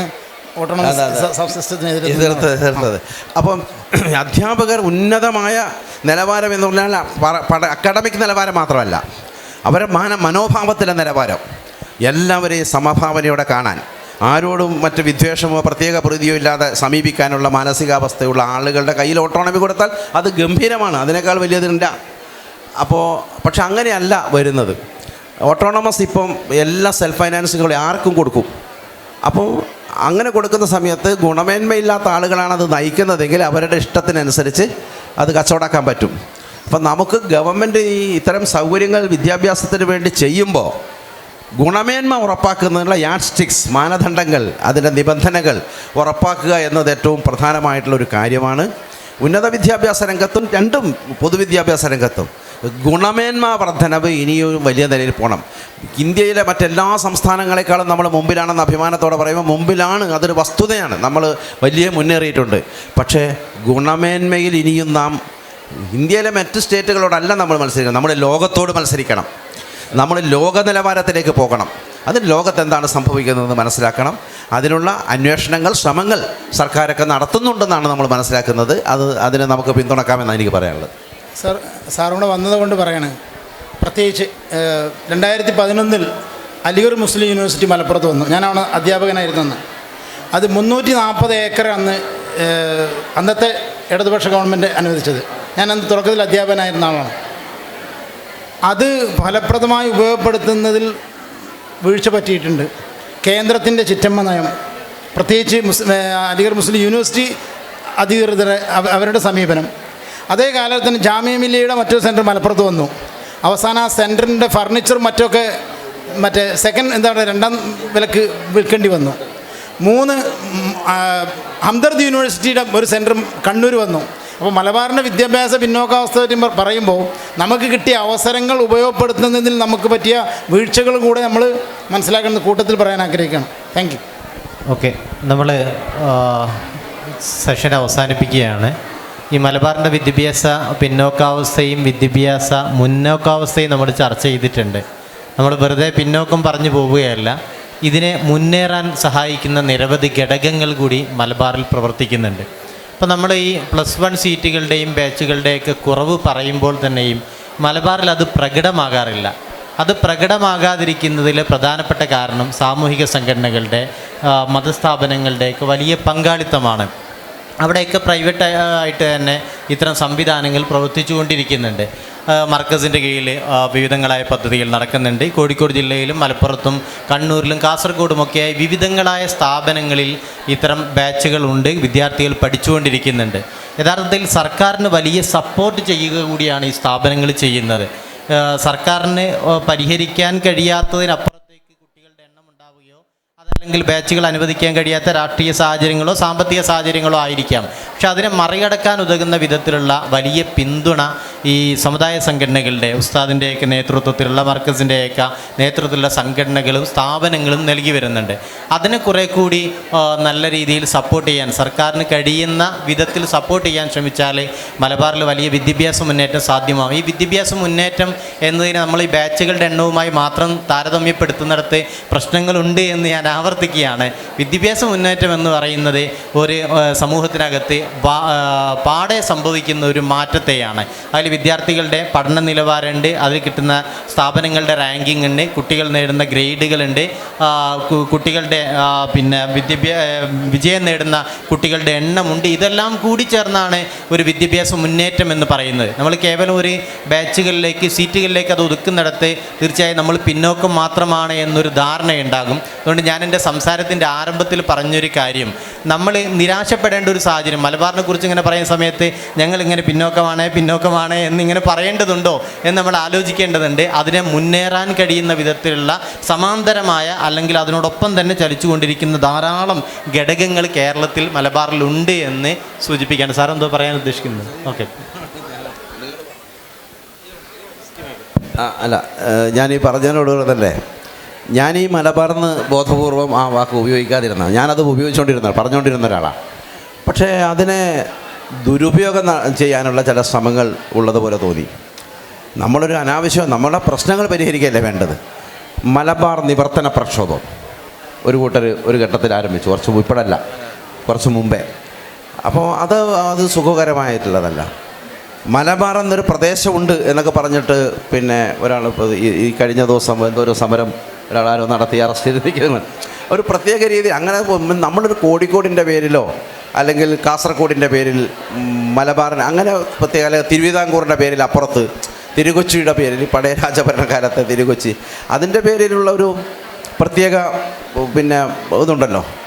അപ്പോൾ അത് സതുദ്ദേശത്തിലല്ലാതെ ഉപയോഗിക്കുന്ന ചില ആൾക്കാരുണ്ട്. നമ്മുടെ ഇതെല്ലാം സതുദ്ദേശത്തിലാണ് ഇവിടെ പറയുന്നതൊക്കെ പറയുന്നത്. ഞാനും ഇത് പറഞ്ഞുകൊണ്ടിരുന്ന ആളാണ്. നമ്മളിപ്പോ അങ്ങനെ ഒരു അപകർഷത ഉണ്ടാക്കരുതെന്ന് അഭിപ്രായക്കാരാണ് നമ്മൾ. ഇതെന്തോ പിന്നാക്കമാണ്. അല്ല, പിന്നോക്കാനല്ല ഞാൻ പറയുന്നത്. ഈ ഒരു ഏരിയയെ പറയുമ്പോൾ വടക്കൻ പണ്ടത്തെ മലബാറിൻ്റെ ഭാഗമായിരുന്ന ഇന്നത്തെ വടക്കൻ കേരളത്തിലെ പ്രദേശങ്ങളിലുള്ള കുറവുകളെ പരിഹരിക്കുക എന്നുള്ളതല്ലേ. അതിലൊരുപാട് മേഖലകൾ, ഇപ്പോൾ ടൂറിസം മേഖല ഞാൻ പറയട്ടെ. ടൂറിസം മേഖല മുമ്പ് 2006 സർക്കാർ വരുന്നതിന് മുമ്പേ നമുക്ക് മൂന്നാറും കോവളവും അല്ലെങ്കിൽ പിന്നെ ഇവിടെ തേക്കടിയൊക്കെ ആയിരുന്നു. ആദ്യമായിട്ട് മലബാർ പാക്കേജ് എന്ന് പറഞ്ഞിട്ട് ഗവൺമെൻറ് തന്നെ, LDF ഗവൺമെൻറ് തന്നെയാണ്, ഈ previous ഗവൺമെൻറ് കാലത്ത് കോടിയേരി മന്ത്രിയാകുമ്പോൾ പ്രത്യേകമായ ഫണ്ട്, അത് ഐസക്കാണ് ആശയം വെച്ചത്. അന്നും ഗവൺമെൻറ് തന്നെ മലബാർ എന്ന് പറഞ്ഞിട്ടുണ്ട്, ഗവൺമെൻറ് തന്നെ പറഞ്ഞു. പിന്നെ മലബാർ പാക്കേജ് എന്ന് പറഞ്ഞ് പ്രത്യേക പണം അനുവദിക്കുകയും ഇത്തരം ചില മേഖലകളിലെ പിന്നോക്കാവസ്ഥ പരിഹരിക്കാൻ ശ്രമിക്കുകയും ചെയ്തു. അങ്ങനെയാണ് ബേക്കൽ ടൂറിസം ഡെവലപ്മെൻ്റ് ഉണ്ടായത്. നമ്മുടെ മുഴപ്പിലങ്ങാട് ബീച്ചിൻ്റെ വികസനത്തിലേക്ക് കൊണ്ടുവന്നത്, drive-in beach, Iringal craft village, അതുപോലെ ഇവിടുത്തെ സരോവരം ബയോ പാർക്ക് നമ്മുടെ ഇവിടെയുള്ള അതിന് ആ പദ്ധതി, ഈ hospitality management institute, Thusharagiri tourism corridor പദ്ധതി പ്രഖ്യാപിച്ചെങ്കിലും അത് കാര്യമായിട്ട് കുറച്ചേ ചെയ്തുള്ളൂ. കാര്യമായി കോട്ടക്കുന്ന് ടൂറിസം, അതിന് വലിയ ഫണ്ട്, പിന്നെ മലപ്പുറത്ത്, ഇങ്ങനെ ഇതെല്ലാം ഫണ്ട് മലബാർ പാക്കേജിൻ്റെ പേരിൽ ടൂറിസത്തിൽ പ്രത്യേകമായ ഫണ്ടിങ് കൊടുക്കുകയുണ്ടായത് ഈ പിന്നോക്കാവസ്ഥ പരിഹരിക്കാൻ. പക്ഷെ അതിനൊക്കെ ശേഷം പിന്നീടാണ് നമ്മളൊന്നുമായിട്ട് നമുക്ക് സമയത്തിൻ്റെ ഒരു പ്രശ്നം, അതെ, ആശയപ്പൊരുത്തം ഇല്ലാത്തതുകൊണ്ട് ഇങ്ങനെ പിന്നെ ഈ പറഞ്ഞ ഒരു പ്രയോഗം നടത്തി എന്നുള്ളതാണ്. പിന്നെ ഇതിനകത്ത് ഒറ്റ കാര്യം കൂടെ പറഞ്ഞ് അവസാനിപ്പിക്കാം. പിന്നെ അപ്പോൾ വടക്കൻ കേരളത്തിലെ പ്രശ്നങ്ങൾ തന്നെ. പിന്നെ ഇത് ഈ പറഞ്ഞതിനോട് ചോദിക്കുക, നമുക്ക് ഒരുപാട് നേട്ടങ്ങളുണ്ട്. നേട്ടങ്ങളെടുത്ത് ഉയർത്തി പറയുക എന്നതിന് വേണ്ടി തന്നെയാണ് ശ്രമിച്ചത്. കുറവുകളുണ്ട്. കുറവുകൾ നമ്മുടേത് മാത്രമല്ല, കേരളത്തിന് പൊതുവായിട്ടുള്ളതാണ്. ഇപ്പോൾ ഗവൺമെൻറ് അഡ്രസ്സ് ചെയ്യാൻ ശ്രമിക്കുന്നതാണ്. അതിനെ ഇമ്പ്രൂവ് ചെയ്യാനുള്ള പരിശ്രമത്തിൽ നമ്മളെല്ലാവരും കൂടെ നിൽക്കുകയും സഹായിക്കുകയും കുറവുകൾ ചൂണ്ടിക്കാണിച്ചു കൊണ്ടേയിരിക്കുകയും വേണം അത് പരിഹരിക്കുന്നതിന്. അതാണ്. സന്തോഷം. നമുക്കിന്ന് അവസാനിപ്പിക്കാം. ഇതിൻ്റെ നമ്മുടെ ഒരു കൂടുതൽ തുടർ ആലോചനകൾ ആവശ്യമുള്ള സംഗതിയാണ്. ഒരു പോസിറ്റീവ് നോട്ടിൽ തന്നെയാണ് ഈ ചർച്ച അവസാനിപ്പിക്കുന്നത്. കുറേ കാര്യങ്ങളുണ്ട്. അതിൻ്റെ ക്വാളിറ്റി ഓഫ് എഡ്യൂക്കേഷൻ കുറേ കൂടി മുന്നോട്ട് പോകേണ്ടതുണ്ട്. നമ്മുടെ രക്ഷിതാക്കളുടെയും നിങ്ങളുടെയൊക്കെ പ്രതീക്ഷയ്ക്കനുസരിച്ച് നമ്മുടെ ഈ പ്രദേശത്തെ സാധ്യതകൾ ഉപയോഗിച്ചുകൊണ്ട് മുന്നോട്ട് പോകുന്നതിനുള്ള തുടരാലോചനകൾ നടക്കണം. അത് കുറച്ചും കൂടി ചെറിയ ഗ്രൂപ്പിലൊക്കെ ആലോചനകൾ നടന്ന് മാറ്റത്തിനുള്ള ശ്രമങ്ങൾ നടക്കണമെന്നാണ് നമുക്കിതിനോട് അവസാനമായി പറയാനുള്ളത്. സന്തോഷം. ഇതിനെ കേട്ടിരുന്ന എല്ലാവർക്കും വളരെയധികം സന്തോഷം അറിയിക്കുകയാണ്. അഭിവാദ്യങ്ങൾ. ഈ മർക്കസൊക്കെ നടത്തുന്ന ശ്രമങ്ങളെ കൂടെ ഞാനത് കൂടെ പട്ടുപോയതാണ്. വിദ്യാഭ്യാസ രംഗത്തെ മർക്കസിൻ്റെയൊക്കെ ഒരു ശ്രമം ഉണ്ടല്ലോ. ഇപ്പം നേരത്തെ ഉസ്താദിൻ്റെ കാര്യം പറഞ്ഞുകൊണ്ടാണ്. അത് സാമൂഹ്യ പ്രതിബദ്ധതയുള്ള ഒരുപാട് ശ്രമങ്ങളും അനുഭവങ്ങളും മലബാറിൽ അല്ലെങ്കിൽ ഈ വടക്കൻ കേരളത്തിൽ നമ്മുടെ പ്രദേശത്തൊക്കെ വിദ്യാഭ്യാസ മുന്നേറ്റത്തിന് നല്ല നിലയിൽ സഹായിച്ചു വന്നിട്ടുണ്ട്. അപ്പോൾ അത് നമ്മളെല്ലാവരും നോക്കിക്കാണുന്നതാണ്. ഇതെല്ലാം കൂടെ ചേരുന്നതാണ് നമുക്കുണ്ടായിട്ടുള്ള മുന്നേറ്റം എന്ന് പറയുന്നത്.